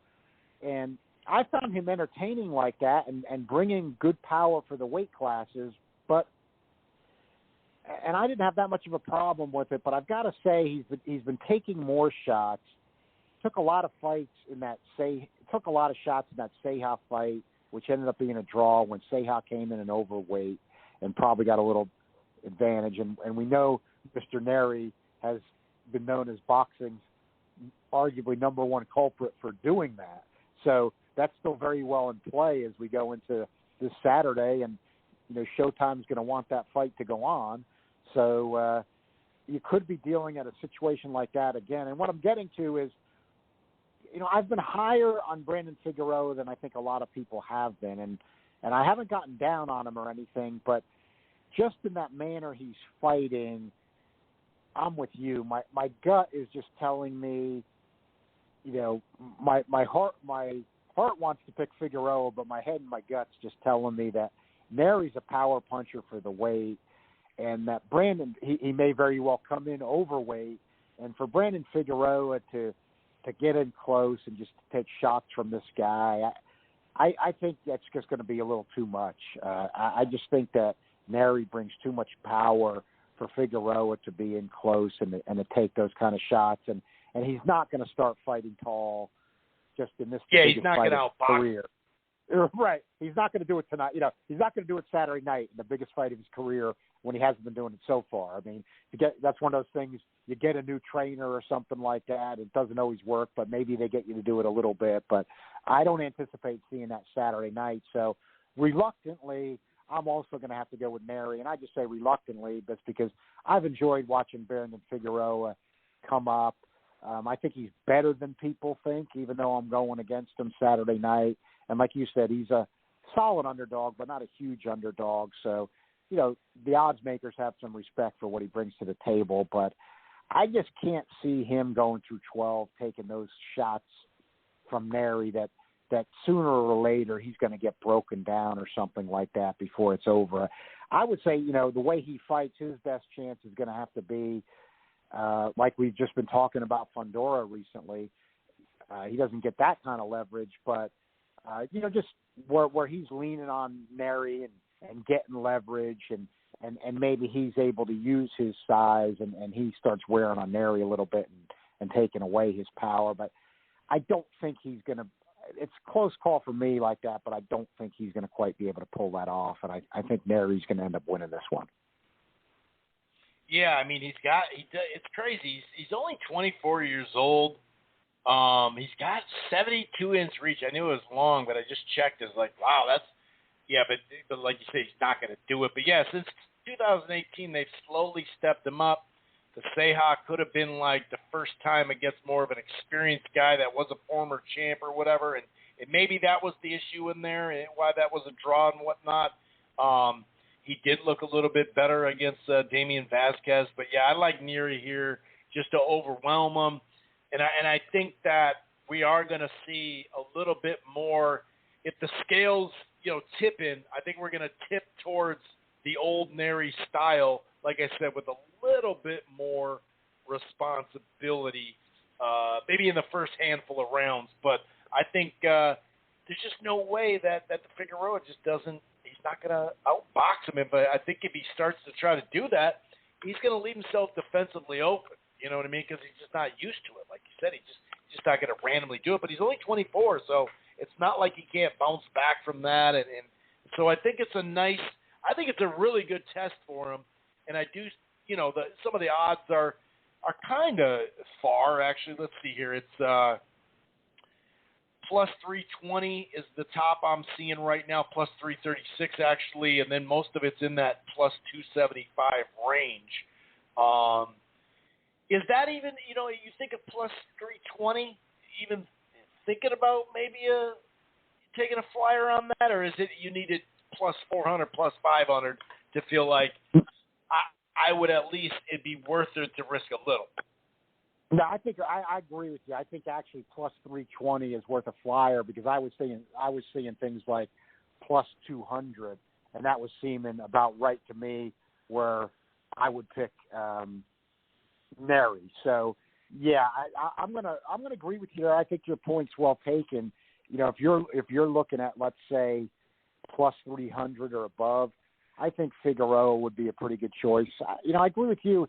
He's still a young guy. I think he's going to take some shots in this one, but he's young enough, and I do think he has enough ability. I don't think he's going to be done after this one either. But, yeah, I would say, like, let's say you're looking at a plus 320. I mean, what you want to look at here is if there's just such a gap in levels or you just can't really see a path for one guy winning the fight, then you don't want to jump on it anyway. But, you know, what would the path for Figueroa, the way he's been fighting, could I see it? Yeah, I mean, just him leaning on Neri and you know, maybe he's got Neri backing up some. You know, if he backs him, you know, I figure this will be his strategy too. You know, if he's able to back Neri up long enough and it starts early in the fight and, you know, he can withstand the power at least long enough, you know, Neri's power might start getting drained and Figueroa might keep raining shots on him and maybe he starts to wear Neri down. I think Neri's power will get to him first, but if you're thinking about going for a dog and you like the plus 320 and above, I can see a scenario like that for Figueroa. And sometimes that's how you got to look at these things. You just got to look at what are all the reasonable scenarios, not crazy scenarios, but reasonable scenarios. And yeah, I think there's a reasonable scenario that Figueroa backs him up and maybe gets him a bit tired later in the fight. But what I think's most likely is Figueroa is going to take too many power shots from Neri, and that's going to start getting to him. Right, and had this been Neri's first fight at the weight class, where we're still kind of wondering what his power is at this weight class comparatively, but at least now he's had a couple to get settled into, or at least one. So that'll play into it too. It does his power actually what we've seen from him in his career after 30 whatever fights, 31 or whatever. You know, he had a lot of power. You know, and you're exactly. Still wondering if 120. You know. So yeah, I think you're right. I think you'll just catch him with the bigger shots, and it'll just be maybe he'll TKO him, maybe not. I don't know. We didn't touch upon this last week. We just mentioned it and didn't get to it about the that new study. According to a new study, that the younger sports fans have a different vibe when it comes to boxing, a different thought process, just in general, not so much team-oriented as much as the other generations have been, and more looking for an individual player, which plays right into the hand for boxing, obviously. Before we get that, though, I didn't talk about Liam Smith and Kurbanov. I had Liam Smith with that pressure winning 7-5. Now the one judge had it 117, 112, but 115 and 115, 113, 115, 113. How did you see that fight with Kurbanov and Smith? Obviously, we know it was on the road, so that's good for a round or two. But I felt Liam did enough to irk that one out. Yeah, well, here's what I would just say. With all my boxing, my opinions and scoring of fights and things like that, I like to go with what I see live. There's just something about it to me that matters. Why I'm prefacing it with that is I was working. I did get to catch. I did 4 rounds of the fight, and the last 4 rounds I saw, I thought Liam Smith was getting the better of that action. I was not impressed by Kurbanov. I thought actually Liam Smith was fighting pretty well, but the guy's underpowered, as he has been throughout his career. So, he fights with a decent aggressive style with some modicum of boxing skill, but the pop's just not there. And so, he was landing some real good shots. But the thing is, Kurbanov, my first extensive look at him, and he doesn't have any pop. So, Liam Smith was just brushing off whatever he landed and backing him up. The 4 rounds I saw, I thought Smith was getting the better of the action, but I didn't see the earlier rounds live, so I defer to you on that. But the way you ended up having scored, I mean, it looked to me, right. I was feeling like rounds were close, but I just kept looking at it in what I did see and say, it seems to me that Liam Smith's getting a little bit better of the action in these rounds, even though it's tight. So that the way you scored it would seem to me, if those earlier rounds were like the later rounds, that Liam Smith deserved a slight edge. Yeah, Kurbanov had this knockoff shoulder roll that once in a while did a little, was effective, but for the most part wasn't. So this study, according to a new study, they broke down, these people actually work for DAZN and ESPN Plus, and obviously a lot of this stuff has to do with online, but as we know, we're already moving online in a lot of ways, the Generation X and the boomers anyway, but we know they've grown up with it, the millennials and, of course, now Generation Z.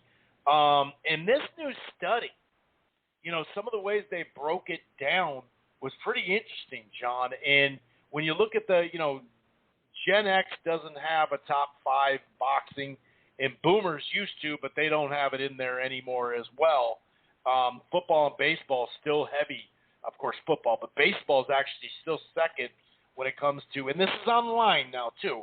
Obviously, baseball ratings aren't the same as basketball, but when you look at, Gen Z has boxing fourth, football, basketball, soccer, and boxing with fifth baseball, and even the millennials have it fifth. And something that we've always heard that it's just old people, just 40 and above that pay attention to it. And of course, attracting this younger crowd so you can in 5, 10, 15 years, get them to pay for some of these fights, get them to go to Vegas or wherever to pay a healthy ticket price. That's the tough part, right? That we're going to find out gate-wise with like Jake Paul and how many, we've already seen some of those gates before. And how much Ryan Garcia can cross over to where these youngsters, when they get into their jobs and some of them careers, of course, and they're making more money, are they going to put, their money where their mouth is or their online presence is? But that one, I knew it wasn't as bad as some folks thought, but that one kind of shocked me. And they talked about individual players rather than just team sports. Did you get a chance to look at any of that information and any kind of that article or that anything of that there, John?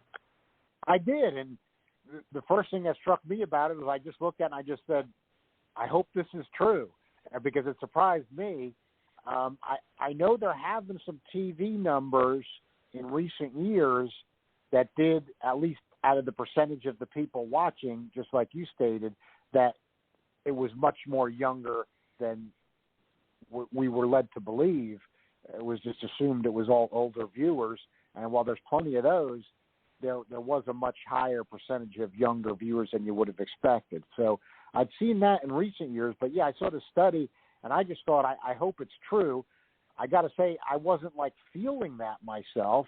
When you try to see I try to interact with people of all ages. I try to mix it up, and, I like to do that as a person, find out what's going on with all different generations, old and young. I'm always curious about that. So, in anybody younger I know or observed, I wasn't sensing it. So that's why I said I hope it's true, because if that data is correct, though, that's great.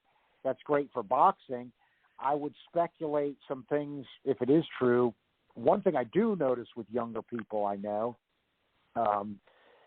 is that, and I've noticed this for a while, and the stats are backing this up, and older people have trouble gripping this, but this is a fact, and you'll see it even at college stadiums have had a problem with it. I know, Chris, you follow everything, so you might have already read that stuff, which is this. Those younger generations, and I don't even really fault them. Some people fault them, but I don't. They don't want to sit through a 3-hour game. They don't want to sit through a 3.5-hour game, and frankly, they don't do it. That's something you'll see a lot of people, in their 40s, 50s, and 60s, even maybe late 30s. I sat through the Giant game or the Viking game Sunday, and football is the most popular sport, but that generation doesn't do that. They don't sit through the Viking game or the Giant game, whether it's at the stadium or sit on their couch. They're not sitting through 3.5 hours. They hate commercials. They hate the commercials. They're like, what's a commercial? Highlights. I hate commercials. Yeah. the next day they're looking at the highlights, and they do the same thing. Why, college Division I teams have even done studies for that, because their own students, even at the big programs, the student section's empty by the third quarter. I mean, even if it's a tight game, I mean, it's not like the old days. I mean, they don't see that as a value. Like, I'm gonna take 3.5 hours of my life and sit there and watch this game. They'll care how the team did, or maybe check the highlights. That's why, again, this stuff, Chris. The Red Zone channel is very popular. The Fantasy channel. And why is that? Because people don't want to sit through, especially younger people, 3.5 hour games. And I think really show me the important stuff. Right. Show me the important stuff. Like, maybe they're not, people like to knock the younger generations on different things because it's not the way they did it. But, maybe they're not wrong, even though we're huge sports fans. I mean, maybe it's not wrong to say, I like to follow sports, but I don't exactly want to take 3.5 hours of my life and sit on the couch here and watch this game, or sit out in the cold and watch this game for 3.5 hours. Hey, the DVR is my friend. The DVR is my friend when it comes to sports. I'll tell you that. Exactly. That's what I'm just saying here. That what I was getting to is, hey, maybe boxing. If you're just watching the main event and it's 45 minutes and it's clear. We could all people can understand that and what's going to happen. That's got some appeal. I mean, I think that's got some appeal. And it can, the fight could even end shorter. A boxing match can even go shorter than that, of course, if there's a knockout. So, and same with MMA. So, I think that, and I think there's another one thing I've wondered, and a lot of people might not look at it as pleasant, but I do think it's worth talking about as well, because, and it kind of ties in a little bit even to our discussion of Saturday night, even though it's brutal. But again, it's true, and you got to look at these issues. As the NFL, for marketing reasons, good marketing reasons, and the NHL had to do it, even though they've had some stuff recently years ago. As they're and they really are doing it. Let's face it. As they're taking the violent part of their games out of it because they are afraid, of lower viewing participation rates when we find out about CTE and some of the gruesome injuries, things with painkillers, all kinds of issues like that. There's no doubt the violence is leaving. I mean, look, I'm not hearkening back and saying we want people hurt or anything, but let's face it, as great as he is, a 45-year-old Tom Brady is not even playing 10 years ago at age 45. I mean, now he just stands back there and, he doesn't get he's not taking hits. Yeah. I mean, there's a penalty if you put a finger on his helmet. Yeah. Right. There's a penalty if you touch his face mask, literally.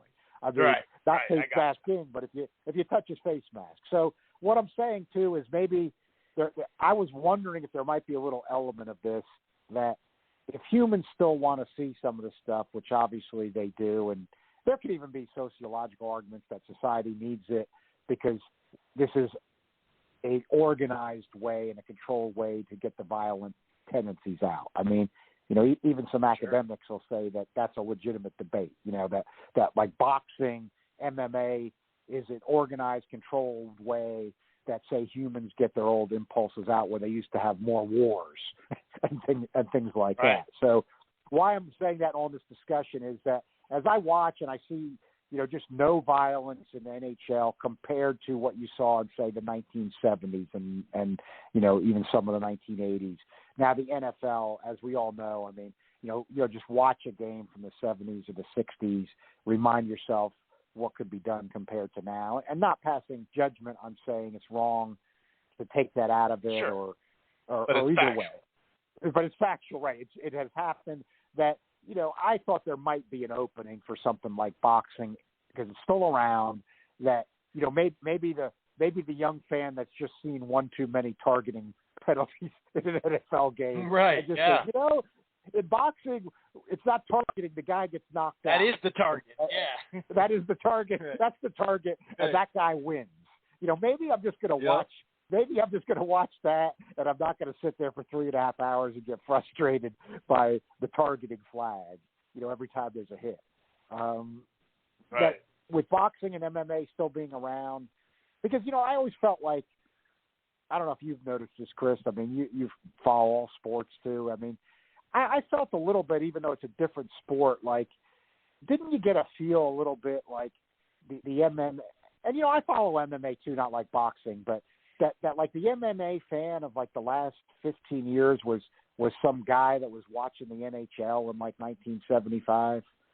Like, right. Like yeah. that type of a fan, you know what I mean? Like, to me, it almost seemed like there was some of that overlap, that was like that kind of demographic. And so I wondered, you know, if maybe as NFL, you know, legislates all this stuff out, that you're going to have some people to say, you know, I think I just like how boxing does that a little bit better. Yeah, and it's funny because as we mentioned that, you know, that Generation Z says that they're more into, you know, a player, an individual, and that's where even soccer that got bigger here, but obviously there's a lot of sports packages now available that weren't 20, 30, 40, 50 years ago to watch the top, you know, football, soccer from overseas and whatnot. So they're into that. They're into individuals. Shit, the NBA lines up nicely for them because there's so much player movement where I'm just cheering for that team now because he's there. When Kevin Garnett left to Boston, I'll be honest, I was on the Lakers side in the 80s with the Boston Lakers stuff. I loved me some Larry Bird. Kevin McHale's from Hibbing, you know, Minnesota, so I love that team. But I was cheering for Magic in that squad. But, you know, it is kind of funny how, like, when you think about it, like once he went to Boston, I wanted KG and Boston to win that championship. And you heard him. The reason why is because the first thing he said was, "What's up, Soda? This is for you too." So he knew that our Timberwolves suck and we need a championship. And so I was living through him in a sense, and I really felt that championship. I have a T-shirt. I wasn't going to go out and buy a jersey. But I do have a T-shirt, a Celtics T-shirt with a KG on it, you know, so that plays into it. But another thing is what you said, that one night. This is one night, 45 minutes. You know, I don't have to go through a season. I don't have to go through a playoff series. I don't have to go through the whole playoff thing. It's one night. I'm into this person. I'm doing it. So the individual stuff, that type of stuff, and also just the highlight reel stuff that follows you, like we saw Wilder these last couple of years, build and build and build through his gates in his ratings, and you just saw people going, I didn't see the fight live, dude, but I'm going to see his next fight live for sure, you know. So that does kind of line up with that one night, and boxing in 45 minutes. If you can think of the wildest fight, whatever it's 45 minutes or 20 or whatever, you know, Hearns, Hagler, all that. And when you look at a triple overtime game, that was phenomenal. 17 innings, but the shit took a long time. So nothing beats a great, if you look at a great game, a great this, a great that, nothing beats a great fight. And sometimes it has to do with so much stuff takes place in a half hour.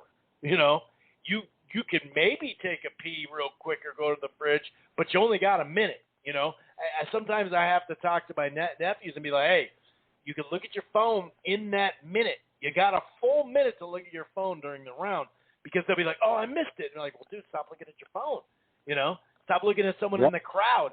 You got 3 minutes. You got a full minute. You know, I always say that's 11 minutes that you could sit and watch your phone out of 40-something. So, and they're like, oh, that's a good call. So now they kind of got that down. But, yeah, it's interesting. And like I said, I hope that plays into it because a lot of people could say, well, this is online stuff. Well, yeah, but that's where they're at. So that makes sense. Any other items that you want to talk about, John, at all before we let you go? I think we got most of them covered this week. That's topical, Chris. Let me just add, though, to what you said. I think you made a lot of excellent points. And I would add on top of that, I've always felt good about boxing on this. Right. Look at how the NFL, even when we know this isn't the case, they would market a game as, and frankly, it kind of always has annoyed me. Like, it's Brady against Manning. Well, you know, It's 11 guys on the field on each side at one time. And football, I would say, is the ultimate team game. But it's Brady against Manning. They're not even on the field at the same time. Or like you said, It's not as bad, but it's almost as bad. It's Magic against Bird. You know, well, you know, they might not even be each other's cover the whole game, but it's magic. Yep. It's magic against Bird. They try to take team games and market it as this individual matchup, and people buy into that. So it shows how much they want to buy into that. And boxing is that. One person against one person. There's no excuses. Nobody else to blame. Nobody else involved. It's just, the ultimate one-on-one. And I think that's always had an appeal for me. And I think most people, if you get into the sport, I mean, forget blaming teammates or anybody else or coaches.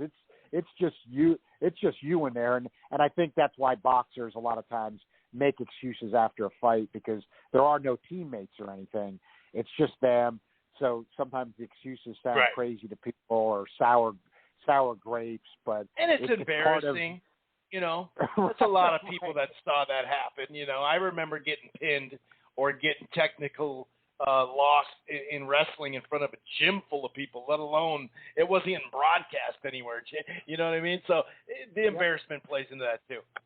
Right. You have to then rationalize so you can be up for your next match or your next fight and still believe in yourself. It's kind of a thing that's annoying from the outside, but it goes with the territory. So, a lot of reasons that these might be some areas where there's some hopeful reasons for boxing. All right, John, we will speak to you next week. You have yourself a good night. All right, Chris, great talking with you as always. Have a good night. Yes, sir. All right. So, and just to kind of go over my scorecard on that Liam Smith, Kurbanov? It's an N, not an M. I had, let's see. Let me see this scorecard here. I had a 2-2 after 4. I had a 3-3 after 6. It was out of Kurbanov. It was mostly jabs. He did start to land some decent counters and stuff, and the defense got better. I said the knockoff shoulder roll, which it was, but he did actually start to do some of that more. He landed the flush right hands as well. I gave him the 6 for that, so it was 3-3. And I kind of felt like Smith took control down the stretch. I gave him the 7th, the 9th, the 10th, his pressure behind that jab. But, even in that 10th round, it seemed like he buzzed Smith late. There was a lot of give and take in some of these rounds.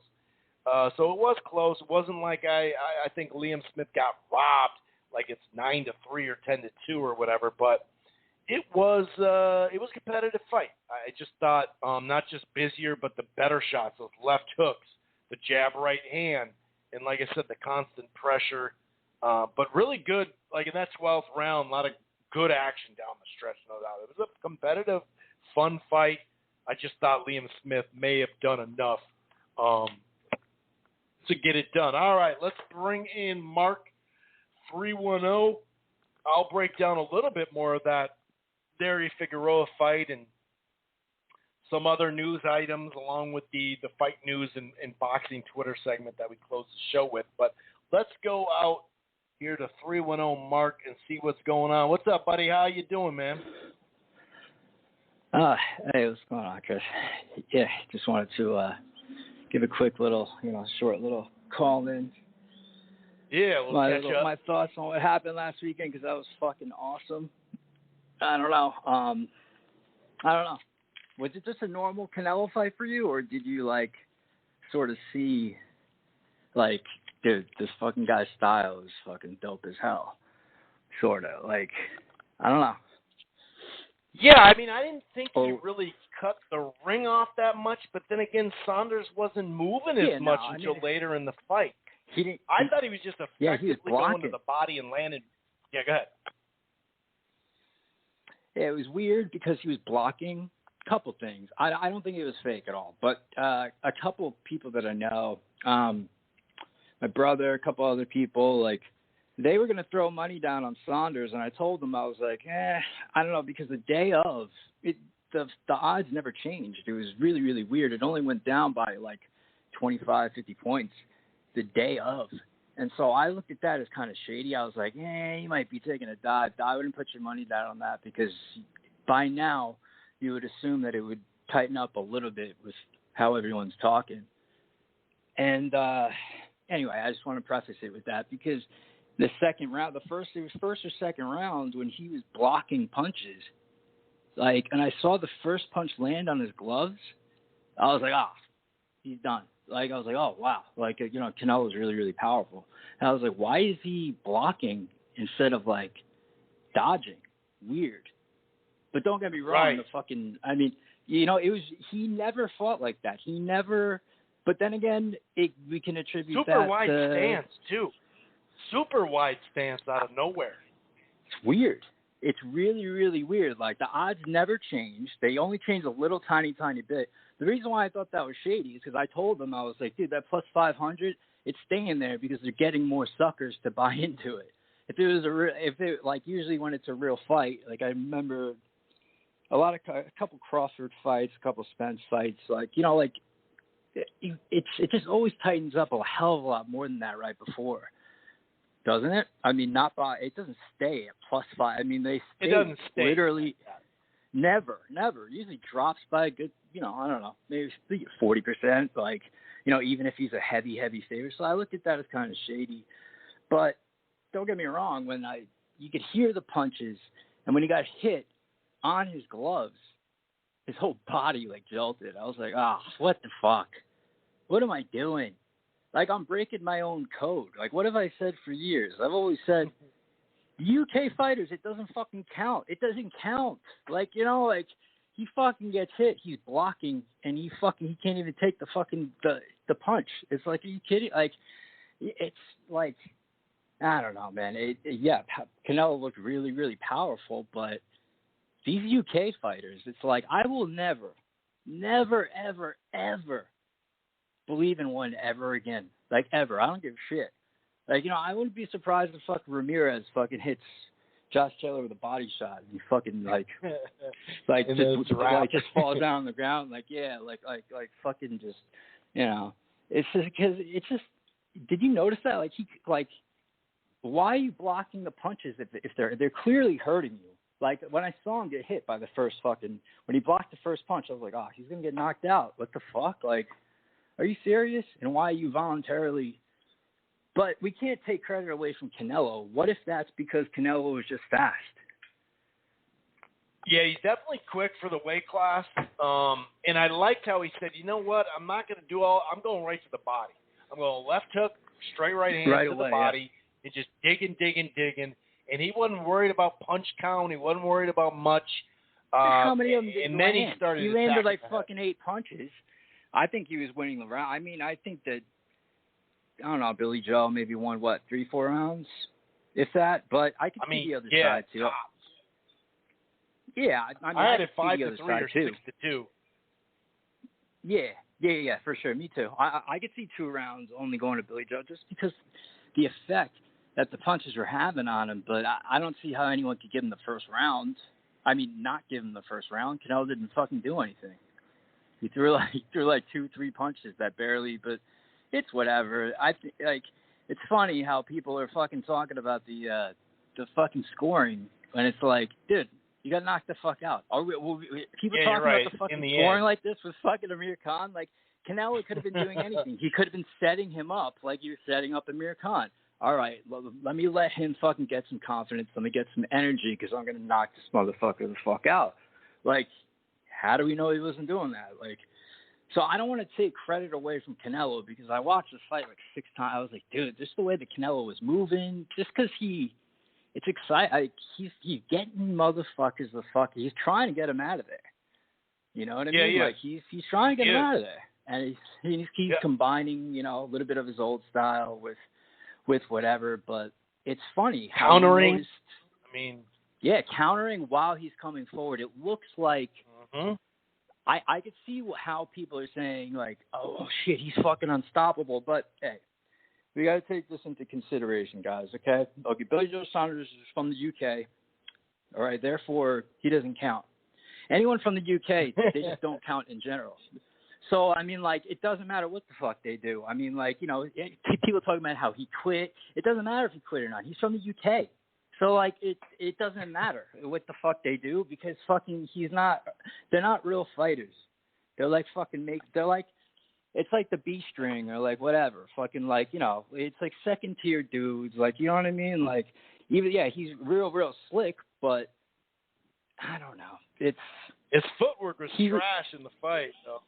Footwork was trash. There's only a couple times where he turned them. He didn't get stuck on the ropes much, but he did get the 20. But he did get the 22 by 22. It's like, well, use that motherfucker then. Have you ever seen him blocking punches? I've never seen him block punches like that. Like, just put his, You're right, like, though. That's a never. good point. He usually does juke. He usually his upper body. Yeah, in your jab. Yeah, that's like, the reason. That's the reason why he'll like. You know. Yeah, like he just like the first round he was not assertive at all. He was just like whatever, seeing what was going to happen. Felt Canelo's power. When he got hurt in the second, third round with that uppercut, then he was like, all right, let me show people what I could do for a couple of rounds, and that's all he did. But then he gets knocked the fuck out, and even how he got knocked out is like such an amateur move. He was on some fucking Erickson Lubin shit. He like throws a right hand and then he ducks down to his left. Like Canelo's throwing the right uppercut all fucking night. You didn't notice that? Like, are you like moving just to show off, or are you moving to evade punches? I don't get it. Like, cause why are you moving into punches, dude? Like, you know, he's had problems with that before, but later on in the fight, down. He did that a bunch. Ducked right into the punch. It's like, dude, what are you just trying to show off, just trying to be like, yo, look what I can do. Oh shit, oh man, I made a miss. It's like, I don't know, man. You should, you know, if you're gonna move like that, like actually do it with some purpose. So when people talk about Caleb Plant, it's not the same. Number one, because he's not from the fucking UK. Okay, so like I don't give a shit. Like you know, like just to go along with this joke you're talking about. Read the text really quick. Go ahead. Sorry. It's them brittle bones would build this. You think? I mean, I think he really broke it though, dude. It was instantly. Oh no, he did. It's just funny because you know, it just kind of goes with the theme. I understood it. Oh hell yeah, because just like James Toney said back in the day, and I used to think it was bullshit. I was like, how could James Toney say that? Because he was talking shit about some other fighters, and they were ducking him at heavyweight at the time. And he was like, you know, we're fighting in the UK where it don't count. And I was like, and then I just started to see it over the years. We see shit like this. We see a guy come over here, 30-0, and he just like, you know, shit like that. You see this shit over and over and over again. These guys quit. Again, people, don't make a fucking big deal out of he's from the UK. It doesn't count anyway. So his existence in the fucking sport doesn't count. So, like, who fucking cares what the fuck he does? He's going to quit. He's going to fucking run. He's going to cry. What? I wouldn't go that far as he doesn't exist, dude. That's cold. In the sport, they don't exist. It doesn't count. But they haven't like, you know, a couple years ago we heard about the takeover. That shit ain't happening. Take over how? Because they got cool crowds? Yeah, I'd love to fucking party with them. That's cool. But fucking, like, their fighters are soft. They're just soft as hell. Like, that's just how to describe them. They're just soft fucking fighters. They're just like, you know, I mean, it's... What about Tyson Fury? He's fucking... he probably is softy, but he's just fucking like 7'8", and so we can't see it. You know, like, so, I mean, he's just too big for us to realize it. And I don't know. I mean, it's who knows? I'm just being an asshole. But at the same time, it's like, and I actually agree. I actually agree with Billy Joe quitting. Like, you know, like I was like, why did you continue? Sure. You're gonna get knocked the fuck out. What the fuck is the difference? Why are people giving him shit about that? Who the fuck cares? He's from the UK. Because he talked a bunch of shit about people. Daniel Dubois took a knee, his eye was messed up, and he said get dragged out of the ring and all that. You got to get dragged out of the ring. It's like, well, dog, you didn't get dragged out of the ring. But I agree. I'm not going to give him too much shit for that because that's a serious injury.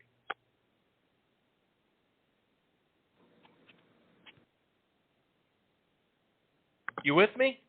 Kind of cutting in and out. Yeah. Hello. There we go. Was I just calling you? Yeah, I don't know. Or you calling me? Yeah, I don't know. I think you called me. Fucking weird. I mean, there is something that we gotta. Yeah. This is probably just my chin. It's like there's something that needs to be said about Canelo's discipline and his like the way that he was coming forward. Yeah, I know it's not perfect and all that stuff, but just how he is trying to make the fans happy and shit like that. He's just going after guys with the fucking belts. He's giving us fucking entertainment. Who the fuck else is doing this shit? You got Spence, you got Crawford, both fucking bitches. Like, they don't give a shit about the fans. He is actively going out there and doing that. He has legitimate reasons for ducking certain people, as far as Benavidez goes, he doesn't have the fucking belt. Has this changed your perception at all with Caleb Plant? Because I think people are going to be pretty surprised at that, because if you noticed, and I forgot to mention this last week, but it was kind of just like in passing, that the fact that Billy Joe throws 3 and 4 punches at a time, that's not good to do with somebody like Canelo, who's literally just trying to counter with power every fucking 2 seconds. Like he's winding up and trying to knock you the fuck out with one counter punch. And so he's going to catch you, like, in the midst of those shots. Guess what? Caleb Plant does not do that. Caleb Plant is like Floyd Mayweather, Money Mayweather, one punch, like literally just pot shot and grabbing, smart fighter, one punch at a time, smart. Like he's not that type of dude just trying to show off. Sharp jab, too. Sharp jab. Exactly. You're gonna feel it, and it's gonna bother you. And he would never move into a punch, even though he doesn't have the same the legs like fucking like Billy Joe. Maybe because he's only moving when it's necessary. Maybe. But what were your thoughts on that though? Like did your perception change? No, because I do kind of what you're saying. I think Plant will. He'll go full strategy. He won't care if people are booing because he's circling or moving. He's going to try to land the jab first and foremost. And I think at 168, he'll grab. I think, comes close, he'll grab. I think he's just quicker. I think he's more suited at 168. He's a confident dude. I think he's faster. We're going to see how good his defense in this fight, no doubt about it. And there is something to be said about the last 5 rounds or whatever. You saw that in the Uzgadici, fight. Yeah. There is something to be said about that. But I like what you said about the pot shots. Like, if he's going to land a power shot, it's a pot shot, and he's dipping, and he's pivoting, and he's out, Exactly. Like, Canelo's not – like that type of shit, he's, like, winding up trying to get you the fuck out of there. It's not Kovalev. It's not like this isn't Kovalev who is like this guy was a guy who didn't get knocked out. So it's like, and he can't view all these 168 pounders like they're like that. They view Caleb Plant as if he's like a less seasoned version of Billy Joe, but that was never the case. I always knew that he was better. He's actually naturally bigger. And remember, I was talking about Billy Joe's fucking height last week. My fucking dumbass, I looked at BoxRec and I thought he was 5'11". He was the same height as fucking Canelo. Yeah, there wasn't a big discrepancy. That's for damn sure. BoxRec. That is a good point. I kind of forgot about that.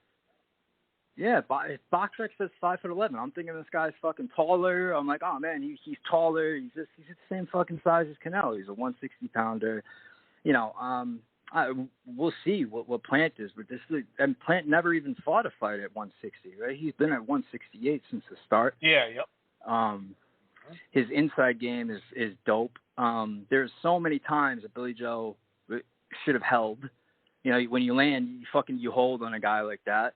Why are you throwing multiple combinations? Why are you moving right after you're punching when you know exactly what he's doing? He's just trying to that one punch shit. It's like, I think Caleb Plant is a little bit too smart, a little bit too precise for that, but it'll be fun because he might get caught.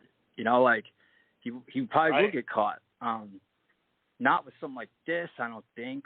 But I don't think I see him holding a lot. He's smart. You know, when a guy gets close to him, he knows what to do.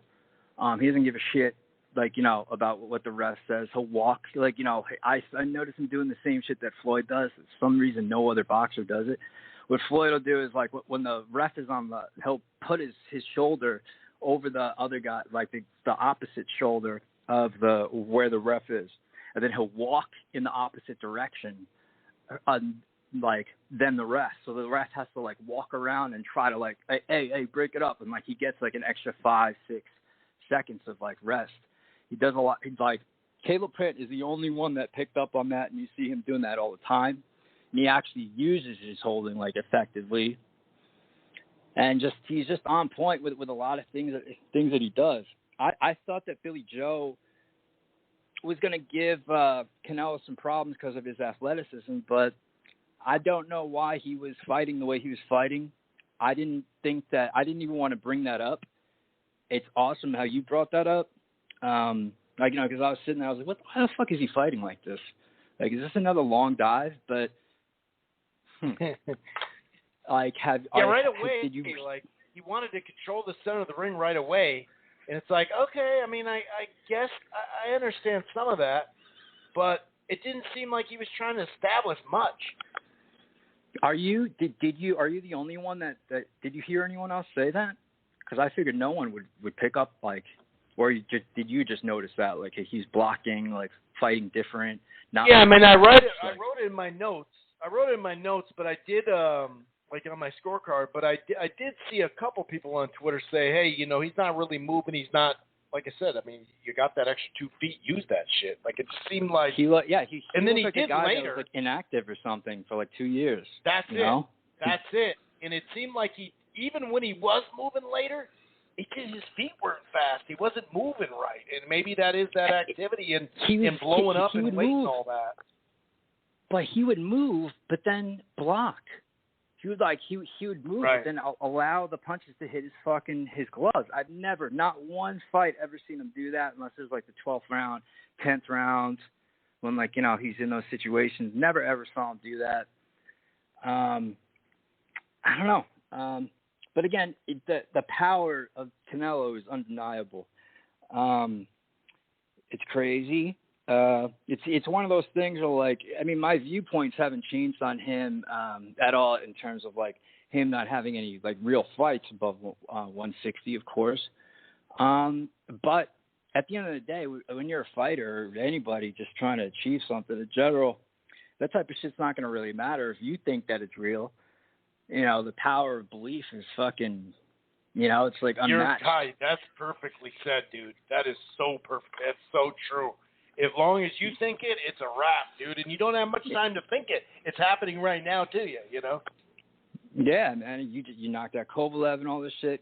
Things, I mean, because, you know, ever since I got into this nootropics company and I bought, you know, one of our main competitors out not too long ago, and so a lot of the new nootropics that come out in other countries, I look at the studies on them. But I noticed, like, over history, not, you know, this is like since the beginning of time, the most powerful thing is so interesting is placebo. Like, placebo across the board, like, you know, they give the people a sugar pill, and, like, you know, they give the other people the actual medication, 35 to 40% across the board. No less than 35% effectiveness is placebo. So when you think about that, and I've done research on it myself, there's actually, like, back in the day, well, not back in the day, I think as early as 10 years ago, there's surgical placebos where they would make an incision on somebody, not actually do the operation, and then on one person, and then on the other person, do the actual operation, and it's the same percentage across the board. Now, I'm not talking about 1 or 2 studies. This is like fucking hundreds of stuff. Like, you know, and so when you think about the implications of that, it's not just bullshit with your mind. It's like, you know, your pancreas, like, there's a lot of, like, stuff on the pancreas and stuff like that. How does your body, so a person heals their own pancreas. How does your body even know? How does your mind even know how to do that if you don't even know where, your mind doesn't even know where the pancreas is? Like, you know, like, it doesn't even know how to fix that. So right. that's why like the power of belief is it's no bullshit. It's not some fairy tale shit. Canelo, it doesn't matter if those fights are real or not. He really believes in himself, and that's all that really matters. But it should be important for other fighters too. Like, you could do the same thing. You could do the same thing. It's proven. I mean, it's interesting. I like the different styles he's using too. In this one, he didn't seem like he really gave two shits about Saunders' power, and he's like, I'm not respecting it. I'm trying to break you down. It's on some like Mike Tyson shit too. The way he's moving his head like he's coming in, and it's countering with power the whole time. One thing I noticed you guys talking about, you and John, like, and I know me and you were talking about this, about the ratings not too long ago. I don't know, man. These guys have been in front of a lot of big audiences. Charlo, Caleb Plant. I haven't talked to anybody that knows Caleb Plant, by the way. Sure. I mentioned him. Nobody knows who the fuck he is. So all these views might be what I was talking about a couple of years ago. These guys are getting so many views. That you would assume that they're fucking pay-per-view stars. None of them became pay-per-view stars. The only guy that got on pay-per-view was Deontay, and HBO did that for him. So this regular TV bullshit, I don't know, man. It's not. Well, HBO didn't do that for Wilder, though. HBO didn't do that for Wilder. He never was on HBO. He was already big. He was big on it. Yeah, remember when he was? I thought Golden Boy. No, his first championship big fight was Showtime. It wasn't on that. But you're right, though. But either way, it's Showtime. But sometimes though, we could talk about ratings, but only a few of them have stuck. I mean, Spence has stuck, but you're right. It doesn't guarantee everybody's going to stick, and then, this is how we do it. You know what I mean? It matters who you fight. It matters the name. Obviously, this might click in someone's head like, I saw the commercial, but I didn't see the fight. So you're right. It doesn't always stick. It doesn't always make it. But, Wilder and Spence, because he was on Fox and NBC 3 or 4 different times. Wilder was too. So, yeah, it's not all going to stick, though. Oh, no. It's a small percentage. And it's an uphill battle. You got to do this for a decade or 15 or 20. I disagree, because you got to stick to this thing for a decade, 2 decades. And then it makes you like, dude, okay. Yeah. And now I'm going to watch the next fight. They got to really build up their resumes too, though. Like, I think that really 100%. Matters at the end of the day. And I think that gets overlooked. Like, they're so concerned with getting in front of like faces. Sure. And they're like overlooking, like, before they know it, it's fucking 5-6 years later, and you didn't fight anybody, dude. Like, so like. That's what I'm saying. No, these UFC fans and shit, you don't have to put fighters in front of their. You don't have to. Casual fans are casual fans. They have a brain. They have a phone. They know what to do. You don't have to market it to them. This isn't the 90s. You don't have to do that anymore. Sure. When they see something that's good, like word spreads. Like when a guy's making noise. When a guy is word of mouth through is shit. Always strong. Yeah, like this guy. And if you're talking the best guy in the next division. Right, and if you're talking to someone into something, you're going, dude, he fought this guy, he fought this. Oh, I know that guy. You're right. That the resume does help too. Just like when we talk about Ryan Garcia, all these Instagram followers, that's great. But is that going to collide into one here? Because that's the toughest part. You still need a resume. That is for sure. Yeah, 100%. Because people, I mean, like they want to witness greatness really at the end of the day. And so, like, that's really what it's all about. Like Canelo's numbers are going to go up after this. More people are going to talk about him and stuff, but they're never going to be that high because everyone's going to always think of Floyd and, like, how he beat him. Yeah. It's never going to be the equal as Floyd. Like, but it's, it really does. I think that they underestimate the intelligence of the fans. You can't force it on people. The more you force it on them, it's like the more you try to sell somebody, the more they try to fucking run away from you. I mean, everyone wants what they can't have. So it's like, if these guys are fighting, like if you fucking become, you just do it, and you don't fucking think about the money, and you just start fucking dominating dudes and getting dudes the fuck out of there and impressing people, word spreads. Like, it does. Like, everyone hated Floyd. Definitely. Everyone hated Floyd. They just knew that there was something great going on. They just knew. Like, so I just don't think it should be that. We'll see what happens with in the dance with part. The numbers. You know, Manny Pacquiao and Floyd got big off of fighting Oscar. There's just no way around it. So that's another thing hampering too, which goes on the resume. But even if you have a solid resume, it still doesn't mean you're going to be popular. You know. That's why everyone's an idiot for bad-mouthing Oscar. And it was like, I was excited about him coming back. I was disappointed when he's not coming back because I'm like, he's a savior. Have him fucking fight Golovkin. I don't know. Maybe maybe have Golovkin take a dive, or maybe he'll actually beat him. I don't know. And then have him fight Spence. Boom, he fights Spence. Done deal. It's it. That's it. Like, Spence from here on out is huge. Whoever. It sounds silly to the hardcore, but they're a hardcore. They're not a casual. You're right. He's the gateway. People want to see names who they know. That's just the bottom freaking line, you know? It's true. Yeah. I mean, it's, he was going to be able to bring people back, but I mean, it's just, I don't know. It was a fun weekend though. It was good. If, hopefully there isn't going to be, are we going to be good on Caleb Plant actually, doing the fight, or is this going to be some bullshit where they fucking are all like going like, you know, they want to fucking be on a certain network and from the sounds you don't know anything of it, about that? Well, from the sounds of it, from both sides, hard of course, B-side. especially from the Plant side, that exactly, that's what it is. Like, if the offer's better, then that's where we're going to go, and that's the thing that hasn't happened just yet on the PBC to go there as a top-level fight, too, not just an opponent or a second-level fight. So I think if DAZN put so much money into Canelo, they're talking about a $40 million offer, 30-10. You know what I mean? I think Billy Joe just made 8 or 10. You know that fight was Kovalev $20, made right? like that. Jacobs made that like fight was 10 only $20. So did you know that? Yeah. The fight was only $20. Yep. But they added those. They must have picked up some sponsors or something and made up for it. But that was a good idea on their part. It's $20. You knew that before? You can buy it for $70. You can buy it for $70, but you get 2 months. Or I'm sorry, well, it's kind of different every time. But last time you could buy Canelo's fight for $50, but you got 2 months of DAZN with it. So that was basically like the undercard in a sense. Yeah. I guess it didn't work. They did it for this one? They did it for Cali Smith. I was looking They for did it for. Oh shit.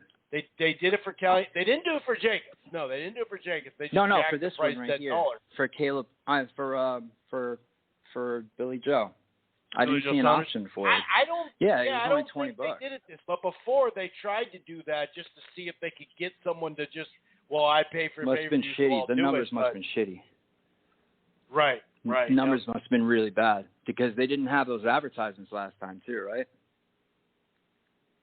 They had commercials during the round, so they must have picked up other forms of revenue. Fucking Eddie Hearn, They've been doing that for a while. They've been doing the commercials for a while on DAZN, by the way. That's nothing new. That was during the last Canelo fight too. Here it is. I got the thing. I'm on AT&T versus $70 for the fight. You could buy it for $70. Billy Joe Saunders, Canelo Alvarez. Let's see what it tells you that you get 2 to 3 months or something. I don't know what it is actually, but you can. They still did it this time. It's just one of those things that it's like, hey, why not? You know, this one. I wasn't going to do it. Honestly, I wasn't going to do it. If it was going to be $70, I was going to be like, fuck that, because it's like, you know, just out of principle, like, man, you guys shouldn't be doing that shit, man. I'll just stream it, you know, like, but when I saw it was $20, but you still had it available for $20, though. You still had it available for $20. Yeah, they're just saying a lot of people are used to doing the pay-per-view, so they're trying to take advantage of it.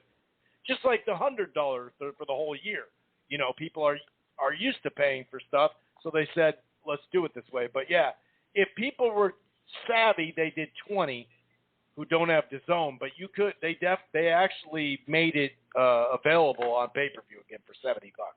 Because you're thinking in terms of release. I was thinking in terms of when is he going to fight next.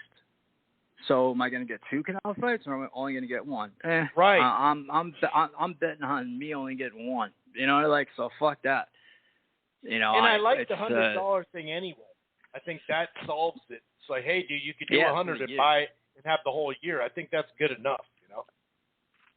Yeah. For sure. It's just, I guess they just must not be doing that well with the fucking subs, but I'm sure it's picking up. His deal with, I mean, just Eddie Hearn. I don't know why. So nobody's been able to pull off that many people in a stadium. Canelo goes to him. Looks like Eddie Hearn's doing pretty well. I don't know. Or are they just looking at that like it's credit. COVID? I mean, there are factors because this is the first full fight, you know, in about a year and a half that you could fully fill. But you got to give him credit. I mean, right before the fight itself didn't go down as a major fight, but think about the big event look to it, though. The ring walk, huge, like you said. I mean, it had that vibe of and wouldn't big, it be harder to get people to come during this time? Not easier? Like, you know, like you can look at it from that perspective. Yeah, but the factor is they've already done a couple in that. Right, but there's no other sport that allowed a full capacity yet besides UFC about a month ago. So this is the first time that was full capacity. 70,000's a lot, though, man. I think he's only done like 50, right? Only 50's been done. That's what it was. 50, 51 or whatever, right? That's I'm not fucking discrediting. awesome. I'm just saying, like, I know a guy from Minnesota that was visiting Texas, and I told him about the Canelo fight. He's never been to a major fight. He said, dude, people are wanting to go. Like, it's just like going to Miami. I'm going to Miami this time. Well, they had to shut down the curfew shit like we talked about. Oh, yeah. Because so many fucking people went there. Well, that doesn't happen every spring break. It only happened because people want to get the fuck out. So it's a combination. I'm not taking any credit. The look of it, dude. The look of it. He was on some UK shit. The ring walk, dude. I mean, everything. It was like awesome. Younger people. It wasn't your typical fucking, the types of shows the Top Rank puts on. Like, it was a little bit different. It was fucking younger people. I was like, how the fuck? I was like, did he pay these fucking people to fucking come? I was like, how the fuck did he get these people to come in here? What the fuck did he do? You know, how the hell do you get? I mean, I know a couple people in Dallas, a bunch of nurses, and they don't know anything about fucking boxing, and they went to the fucking fight. They're getting fucked up and going there, and going out to some bar afterwards and shit. That's like, I wonder how. I mean, Eddie Hearn must have skills because Oscar didn't do it. Bob Arum hasn't done that. No one has done that, and to do it right now, he's got to get a lot of fucking props for that because that's pretty fucking awesome. You know, it should at least set some sort of trend. The show that he did here in Miami, I think that was small, right? But it was 25%. Yeah, but people in Miami don't give a shit. You see during the Heat games, you see them fucking leaving like no one gives a shit. Yeah, or coming late, whatever. Yeah, even the Hurricanes game. If you're not number one in the country, they could give two shits. You know. It's true. Yeah. It's and so what is your your views on Caleb Plant? So you just think it's going to be a really, really close fight? You don't know who's going to win between him and Caleb really Plant? Close. No, I don't think it's super close. I'm not calling for a 7-5. I'm going to call what I called for Saunders, but actually Plant doing a little bit more and winning another round. But Canelo's still edging it out? Oh, yeah. I have Canelo winning that fight. I think the second half of the fight's going to be different. But, yeah, I think he'll land more punches, and he'll actually be 3-3, or at least, because remember I said 2-2, 3-3, so I could feel that. Well, I actually do think it will be 3-3 at the halfway point with Plant. And then I think it'll be different. I think that Canelo will make enough adjustments. He'll land the bigger power shots. And I'm not going to say he'll break him down and stop him. I just think he'll break him down enough to where it'll make. I don't know. Like he's clearly losing a few rounds like towards the end. Right. Yeah. Yep. But I saw like in some of these fights. Like Uzcategui did win the last part of that fight pretty strongly. He didn't win the fight. The knockdowns were big. I just think that you're gonna see when Plant scores and lands a punch. I think that'll be a difference. Yeah. I think this will be like more like it'll be pot shots. Man. Yeah, like you said, pot shots and jabs. Those will land. Yeah, chance for a draw if Plant wins 7-8 rounds for sure.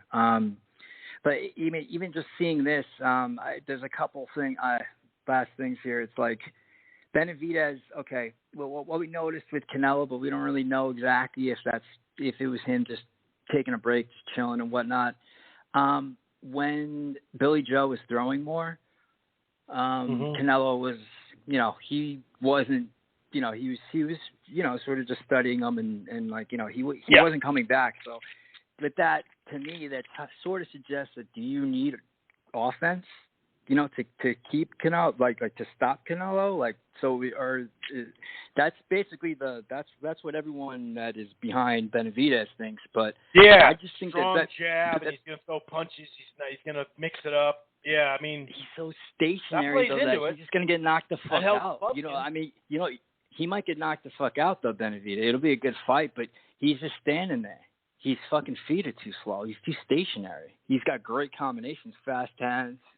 But he's just there. So so Canelo just outbox him and just land big shots, all night, and Canelo take some punches. But I think that the Plant fight will be a little bit more like Benavidez might get. I mean, I don't know what to think about it. Yeah, you know what I mean. It is you're right. It is a different style. I think people are more pumped up because they know that it's going to be a good-ass fight, too, like, stylistically. Canelo's whole thing is countering. His whole thing is countering, and so, like, Benavidez is going to be throwing these punches and getting fucking countered. Fucking countered with, like, every shot is like he's trying to fucking take your head off and shit because, he's got these superpowers because he actually thinks that he really knocked out fucking Kovalev. So, like, I don't know, like, it's pretty crazy, whereas the, Plant is going to be, one shot at a time.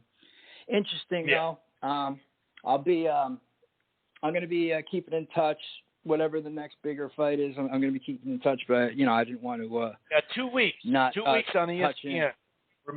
Ramirez and Taylor for the Undisputed on ESPN in 2 weeks. Just a heads up. Yeah, something to look forward to for sure. Please give us more, guys, please.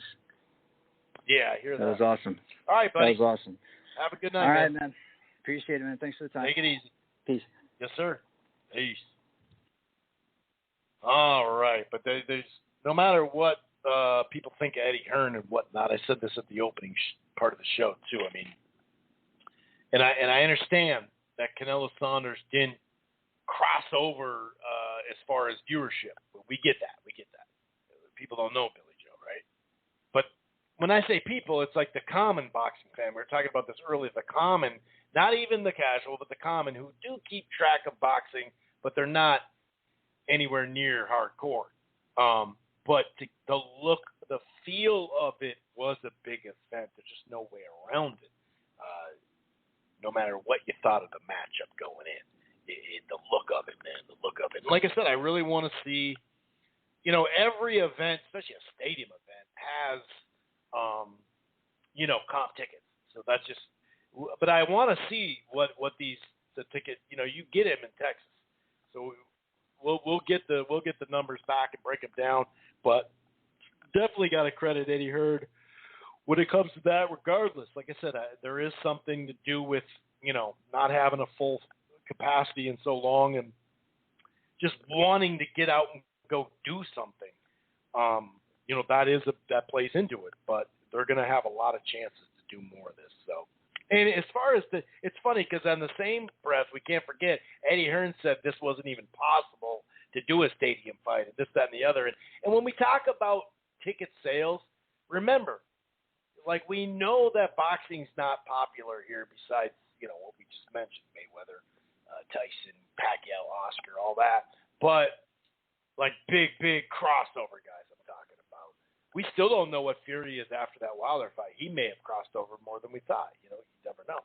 But the reason why it ended up at the MGM normally, big fights, Mayweather, Pacquiao, and all that, is because they outbid it for the licensing fee, for the fee, for the rights fee.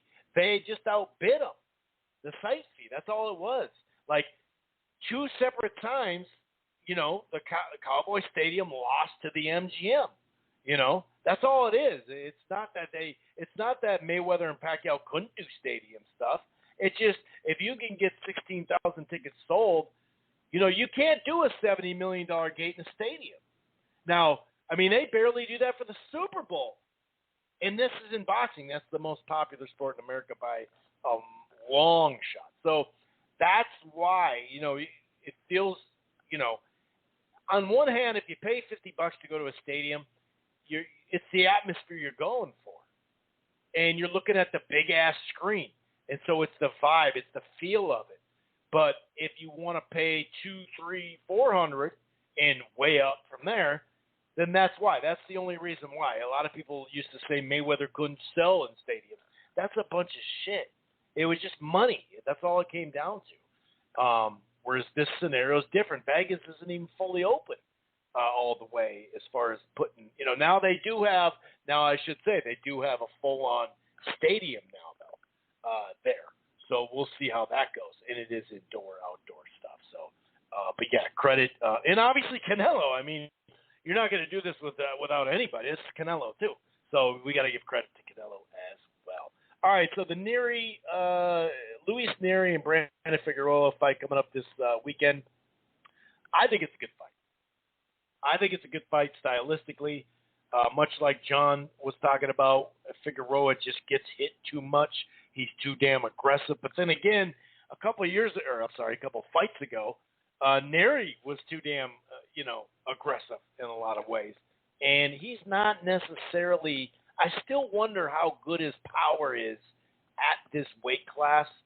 Then again, it could be just an adjustment of going to 122. 118, 122 doesn't seem like a lot.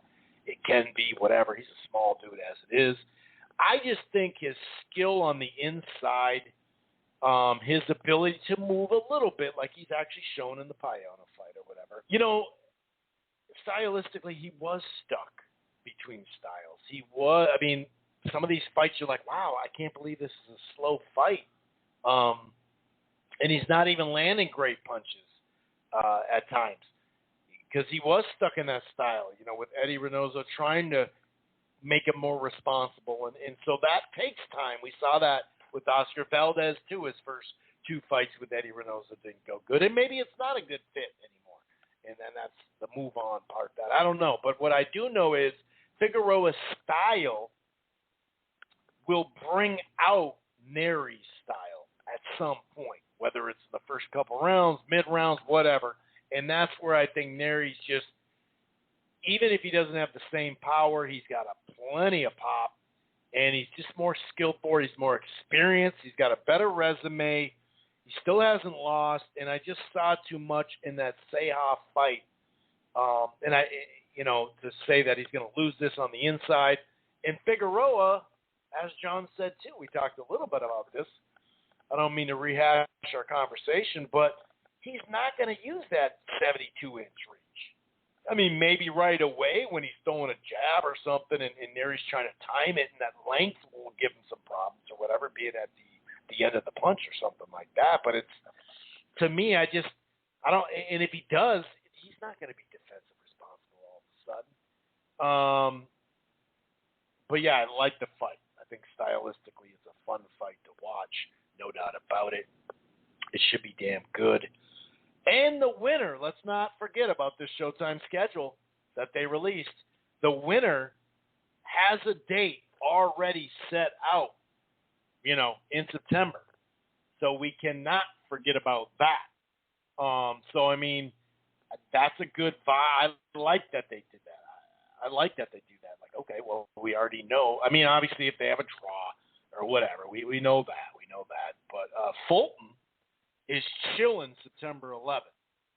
Fulton, the winner of this fight gets Fulton. And, you know, even if you do get a cut, that's not till September, so you got time to heal. As long as there's not some kind of major ACL, knock on wood, or something that's going to put you out for 6 months. That's another cool thing about this fight. We know who they're fighting in the winter. So, I mean, that's pretty dope. But I got Neri. I don't know. You know, if this was 118 and that power was just evident, I'd say he's going to knock him out. I don't know if he will here, though. I got to admit, I don't know if he will there. I could see more of a TKO stoppage, but I like Neri in this fight. You know, when push comes to shove. Couple other news items to get to. A little boxing Twitter. We are going to go, out to. Actually, you know what? Let's see right now. Portland, where are you at? Are you ready to roll right now? I should ask that, then, because maybe you can fit into the schedule that you got going right now. If you need 5-10 minutes, cool. If you want to, if you want me to go to you right now, that's cool too. I just texted you in case you're not listening and you're working right now, so you let me know.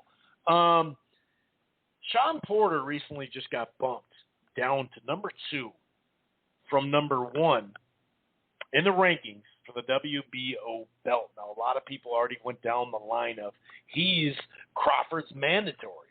Well, yeah, sure, potentially he is, but he's not mandatory until he's called. They call the mandatory and put in the, hey, you got this time period to negotiate, otherwise it goes to purse bid. Now, some people are like, well, Sean Porter hasn't asked for that, because you can't talk them into it. Obviously, you can if you're Canelo or a big name, like he did. Put his name in when that the WBC belt that Benavidez dropped on the scale came into play. That bacon belt, boom, I'm on their top of the list. That's different. But when it comes to this, remember what happens when you do call, or when you get it called. We know the purse bid scenario is going to be whatever, whether it's 70-30 or 75-25, even 60-40. That shit's not going to get the fight made here, And then some people will say, well, Al Heyman could just buy it.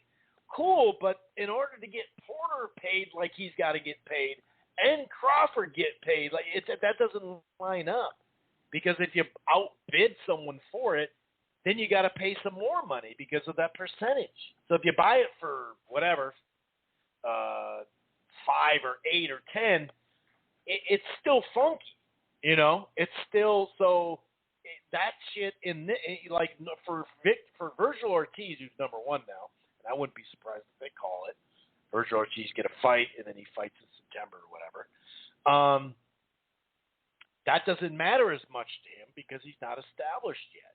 So he would be gladly taking, a smaller amount of money. You know what I mean? He's not as big a commodity.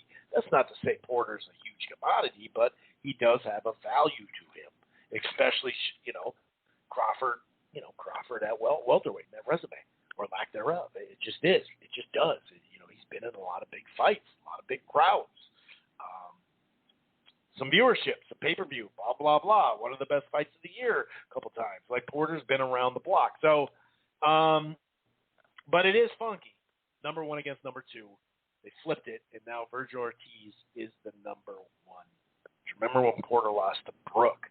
Kell Brook, he lost his belt to Kell Brook in the IBF, and he got, was he like 15th, or did he get knocked out at 15th? I can't remember. By the way, what 310 was saying, Mark, and all that, I don't agree with all what he said about UK fight fans. Or not fight fans, but the fighters. There has been a little bit more animosity the last couple of years, especially with the Wilder AJ stuff and Kell Brook and, Golovkin, Kell Brook, and, of course, Spence. Kell Brook came over here and beat Porter, that type of thing. Like, there's been a rivalry built up, and I love it. But we did have a couple of years there where, these UK fighters were going to take over the sport, and it just hasn't happened, and that's just a fact. And we can have fun with the rivalry. Why wouldn't you cheer for your countrymen? It's stupid not to. It's great. I mean, hey, if you love a fighter, you love a fighter. Who cares? But I love the rivalry. Most of the people I run into, whether at a fight or online, that I've known for a while, I have a good rapport with UK. I love it, totally. But there was this rivalry built up, and now, as you see, the Eastern European / Uzbekistan takeover is going to happen. That's the newer one. Not all that new, but and you got a lot of white reporters saying that shit here, like it's going to happen. And if it happens, it happens. That's cool. But a lot of it was just, Kovalev got screwed. That's it. He won the first fight, which that's fair, but he didn't win the second fight. It wasn't the dirtiest fight you ever saw in your life and all that shit. And he got hurt to the body so many times before that, before any kind of low, like these crazy low blows that they talk about. And so that's what it is. I don't agree with him that all these, the word Eurobum has been thrown around so much, and a lot of people say it just jokingly. Some people mean it. I don't do the bum thing, personally, but the takeover didn't happen. That's just the bottom line. And a lot of it was just driven by Eddie Hearn. And hey, man, he's a good promoter. He does his online presence, and what they do for viewership at IFL TV, his podcast, his interviews, you got to respect him for that. But it does, in the matchroom team he has around him of reporters, you saw that with Billy Joe Saunders this week compared to Daniel Dubois. Dubois was a quitter, this, that, the other. Now, lucky he can see for Sanders. So which one is it? A lot of biasness in the U.S. and U.K. media, skewed, and that's just how it goes. But I'm just being honest with that. Like, Eddie Hearn has said a lot about the U.K., but then he's not bringing the biggest fight that they've ever had, the way he says it, to the U.K. Now, I understand why that's the case, because of money. We get it, but that's not what he was saying not too long ago. But, he's a promoter. That's what fucking promoters do. Let's get to Frank Warren, though. Speaking of, Frank Warren mentioned just a little bit of an update that I think is actually somewhat worthy. I know people are just freaking sick of it. Just today on ESPN, they scrolled, it's going to happen these dates. Well, hold on, dude. We don't know it. Those are the dates they're targeting, just like on BoxingScene.com. Jerry Joshua targeted to land on August 7th or August 14th. Confirms Hearn. Now, those are the dates they're looking at, but that does not mean it's done. And that's what it was scrolling today. Literally, it scrolled on ESPN today. And you know how many times that's happened? That shit gets, casuals and, of course, hardcores just pissed off. It's like, dude, enough is enough. You've been talking about this for so long. Just wait. Can you wait? And I know that's not his style, but it actually kind of, people start to get sick of it. But here's what Frank Warren said about why the contracts are not signed. We were just talking about licensing fee and all that. And obviously when it comes to anybody, but especially the Middle East, because, and I don't mean that it's not like some kind of ignorant racist statement or anything like that. What I mean by that is Dubai or wherever, numerous times we've heard of this stuff and the money isn't there. Really just one big fight's taking place there. You can count Amir Khan if you'd like, but only one big, huge curse licensing fee, site fee, has actually happened over there. Now, it's not to say this one won't happen. They're dealing with the same folks, so that's a good sign. I'm not ripping that, but we just saw, if Aaron was telling the truth, it's a big if, but think about it. I mean, that shit just fell through. 40 million or 50 million just fell through for the Crawford Pacquiao. Like, this shit falls through a lot. So, of course, Frank has every right to say, well, we need to know if the money's real. But here's what he said on Seconds Out to credit them.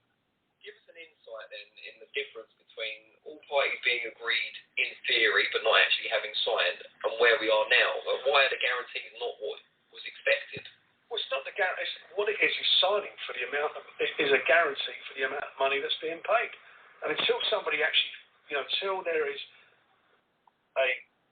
until Tyson is satisfied that the money that's in that contract is guaranteed by a bank, then it ain't going to get signed. So that's the issue. It's the source of this problem. That's the main issue. Yeah, that's the main issue. Which, of course, and you'd think by now, because supposedly they're entertaining offers and this, that, and the other, but they've been talking about an agreement since last summer. So, yeah, it does get old, But in the same breath, Eddie makes a good point on, hey, this shit does take a while, and he had some comments where he's like, dude, it's the same people. We're going to get it done. Shut up, dude. Just calm down a little bit. We're going to get it done.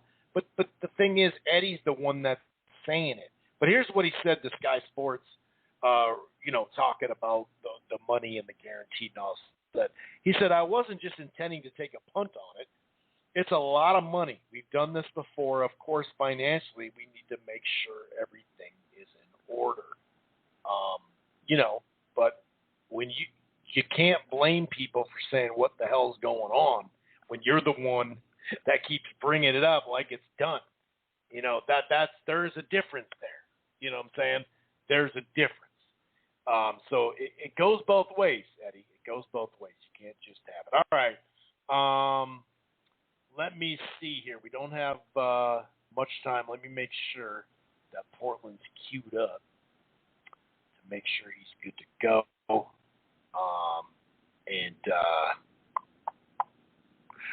Somebody asked me what was the text that I sent, and this is boxing Twitter stuff. Them British orbital bones are built different, and that's obviously a joke. You know what I mean? I thought it was pretty funny based off what he was saying. It's just a joke. Yeah. All right, let's go out to Portland in 5:03 and hear one of the best anthem. Portland 5:03. What's going on, buddy? Mexicanos al grito de guerra, el acero apretado y el rigor, y retiembla en sus centros la tierra al sonoro rugir del cañón. Yo, what up, Chris? Yo, I'm doing good, man. You already know, bro, it's the Mexican anthem hit. You know what it is, you know what it is, brother. How you doing, Chris? I'm doing great, man. I mean, that ring walk, the ring entrance, just the whole thing was just phenomenal, dude. It put me in a great mood watching that stuff, man. Yeah, hell yeah, bro. Shout out to the Familia Aguilar. Their family, they did the Mexico Lindo anthem. That's Canelo's. And they also did, if you want to know, he also did the El Rey from Vicente Fernandez, and that was the song that, if everybody remembers, that fucking Marquez came out to Pacquiao number 4, and I don't know, that means a lot to me when that shit hit too. So you know what I mean? And the way it ended too. And also, before we get that, I wanted to say also too, the Mexican anthem when it hit, there was a lot of criticism. For the anthem, I thought she sang it beautifully. To me, there was no problem. You know what I mean? Yes, yeah, and and it was just like a big topic in the Hispanic media. You know what I mean? Because it was supposed to be sung differently, but she sang it her own way. And to me, it sounded beautifully. I got no hate for it. You know what I mean? Because they're very critical, bro. If you see all the Mexican media out there, the Spanish anthem, if you know about it. But other than that, she did great. You know what I mean? I just want to give her props because she, I don't know why, it was such a great moment, such a great night. It doesn't really matter. The anthem was, it was hit, it was there, it was sang beautifully. So, at the end of the day, it was just nice. But I just wanted to give that, Angela Aguilar, her props. You know what I mean? Because she definitely deserves it. And as far as the fight, man, but this fight, man, like you were saying, the Mexican anthem or when the Mexican show, man, for Canelo, he made BJ Saunders wait a couple of few minutes. He did. sport. You know what I mean? He for like a show and everything. You know, it was so awesome. He's like, hey, you want a 22 by 22? You're gonna have to wait a little bit. Right? He got it. He got his wish. So you know, there's no excuses now. He did. And you know, shout out to the all the gypsies and all the British people. You know, I loved. I texted you earlier, Chris. Like the build up. I loved how the father was talking about gypsy magic. Cast spells are being cast. Tyson Fury's talking about some shit like that too. I was like, holy crap! I love this. You know, I love this whole brujeria, witchcraft stuff. You know, some people believe in it, some people don't. Obviously, he paid for it with that black or broken orbital. I believe he said he broke it in three different places.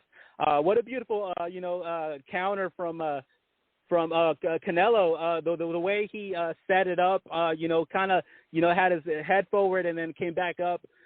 For him to, you know, just to fall into that punch, man. And wow, I couldn't believe it. I couldn't believe how fast that eyes like just turned purple. Like right after that glove touched his eye, just immediately. I couldn't believe it. And Canelo saw it. He saw blood. And if you know, he mentioned right as soon as the bell rung, he went to his corner and he talked about Teddy Reynoso. He believed he wasn't going to come out of that ring or back out of that corner. You know, he said he wasn't going to come out. He wasn't going to come out, and look at that, he didn't come out. And you know what I mean? I don't know, man. He quit. Everybody has their own opinion. We're in a different era of boxing. To me, all the legendary fighters. I mean, you know, call it what it is, bro. I mean, Brandon Rios. What's his name? Margarito. I mean, Miguel Cotto. You know, Eric Morales. You know, what's his name? Fernando Vargas. They all had to go through fucking heat, man. But at the end of the day, it's about finishing a fight. I'm from a different mentality where I believe, you know, you got to gut it out. You know, because it's all about respect. At the end of the day, if you went to 12 rounds with a broken eye, and I think you get the respect and love from all the boxing fans, including the Mexican people. But just out of that, I don't know. It didn't look good to me. He did face a lot of criticism because of what he said. And, you know, for his fellow British fighter or British fellow mate over there, Daniel Dubois, we all saw that eye, how he got criticized for that. But I don't know, man. I just want to say that, you know, he did what he had to do, but Canelo got the win, and that's what it's about. And, man, I just want to say, man, I just want to say how proud we are for this Canelo, man. I just love how boxing is all Mexico, bro. It's just this is our sport. I mean, like, Canelo pound for pound, baby. That's what it is, man. Orgullo Mexicano, man. This is it, dude, bro. I just love this moment in history right now for boxing because right now it's dope, man. And also too, like this week, man, we got, you know, the Heartbreak Kid Figueroa versus Ruiz Neri, another Mexico versus Mexico, man. I mean, it's still continuing, man. It's all of May, baby, all of May. So and as far as that, my prediction for that, you know, I got to go with the Heartbreak Kid. I just believe he's a little bit better. Ruiz Neri, I believe he's good, he's solid, but I just feel like he's a little too small for him. But we'll see. I don't know. We'll see. But it's going to be Mexico versus Mexico, Mexican-American versus Mexico. So this one should be fun. I'm staying tuned to it. I would tell the casual fans, the MMA fans, to stay tuned to this one because this one's going to be fire for sure. I mean, the Heartbreak Kid, he always brings the heat, man. The brother of Omar Figueroa, we all saw what happened to that poor guy last weekend. Last weekend. So, you know, shout out to the Figueroa family. And also, too, I know we got, in 2 weeks from now, we got the big one to finish it off, man. Ramirez versus Taylor. You know, this one is going to be for Undisputed. It's going to be sick, and I can't wait for that one. But, man, it's going to be solidified, man, all Mexico. And also, too, if I could say, finish it with hopefully there's no BS coming into the planned fight. I hope everything is solid. I believe both men are free schedule wise. We know what's the name plan is with the PBC, but you know hopefully they can make it. There's no excuses now. You know what I mean? I just wish the best. I hope both sides are happy with negotiation. If I could give a prediction, I just feel like it might not be on DAZN, but it might be on its own independent pay-per-view, not PBC. Maybe a collab with PBC because we've seen PBC with Fox But if I had to give a guess, I believe it's going to be its own independent pay-per-view, for I think just to clear both sides, you know what I mean? Because I believe Plant's not going to want to go to the Zone, and I believe Canelo's not going to want to go to Fox. I think they're just going to meet in the middle. And, and like I said, there's no excuses. Like you said, Chris, there's no excuses, you know what I mean? Now it's the time to make it. Like we all know, Canelo said this is the road to undisputed. And also, too, let me finish it off with saying boo-hoo Andrade. Man, poor guy, how he got escorted out of the fucking press conference. Canelo calling him a horrible fighter, man. Man, I'm loving this English side of Canelo too, man. I love how he knows exactly what to say, and at the moment, what the fighter is going to react to. You know what I mean? It's clever, it's awesome, and it's only going to get better. And also too, Eduardo Hearns, man, he did his thing. I think Canelo and Eduardo Hearns, I think it's an awesome collaboration. I hope to see this relationship keep going. It's obviously a better relationship than Golden Boy because, wow, you said, Chris, it was like an amazing event. I mean, like it was just beautiful, like you said, like the show, the music, the crowd. Oh, like, dude, it was just all Mexico, man, all Mexico. Everything.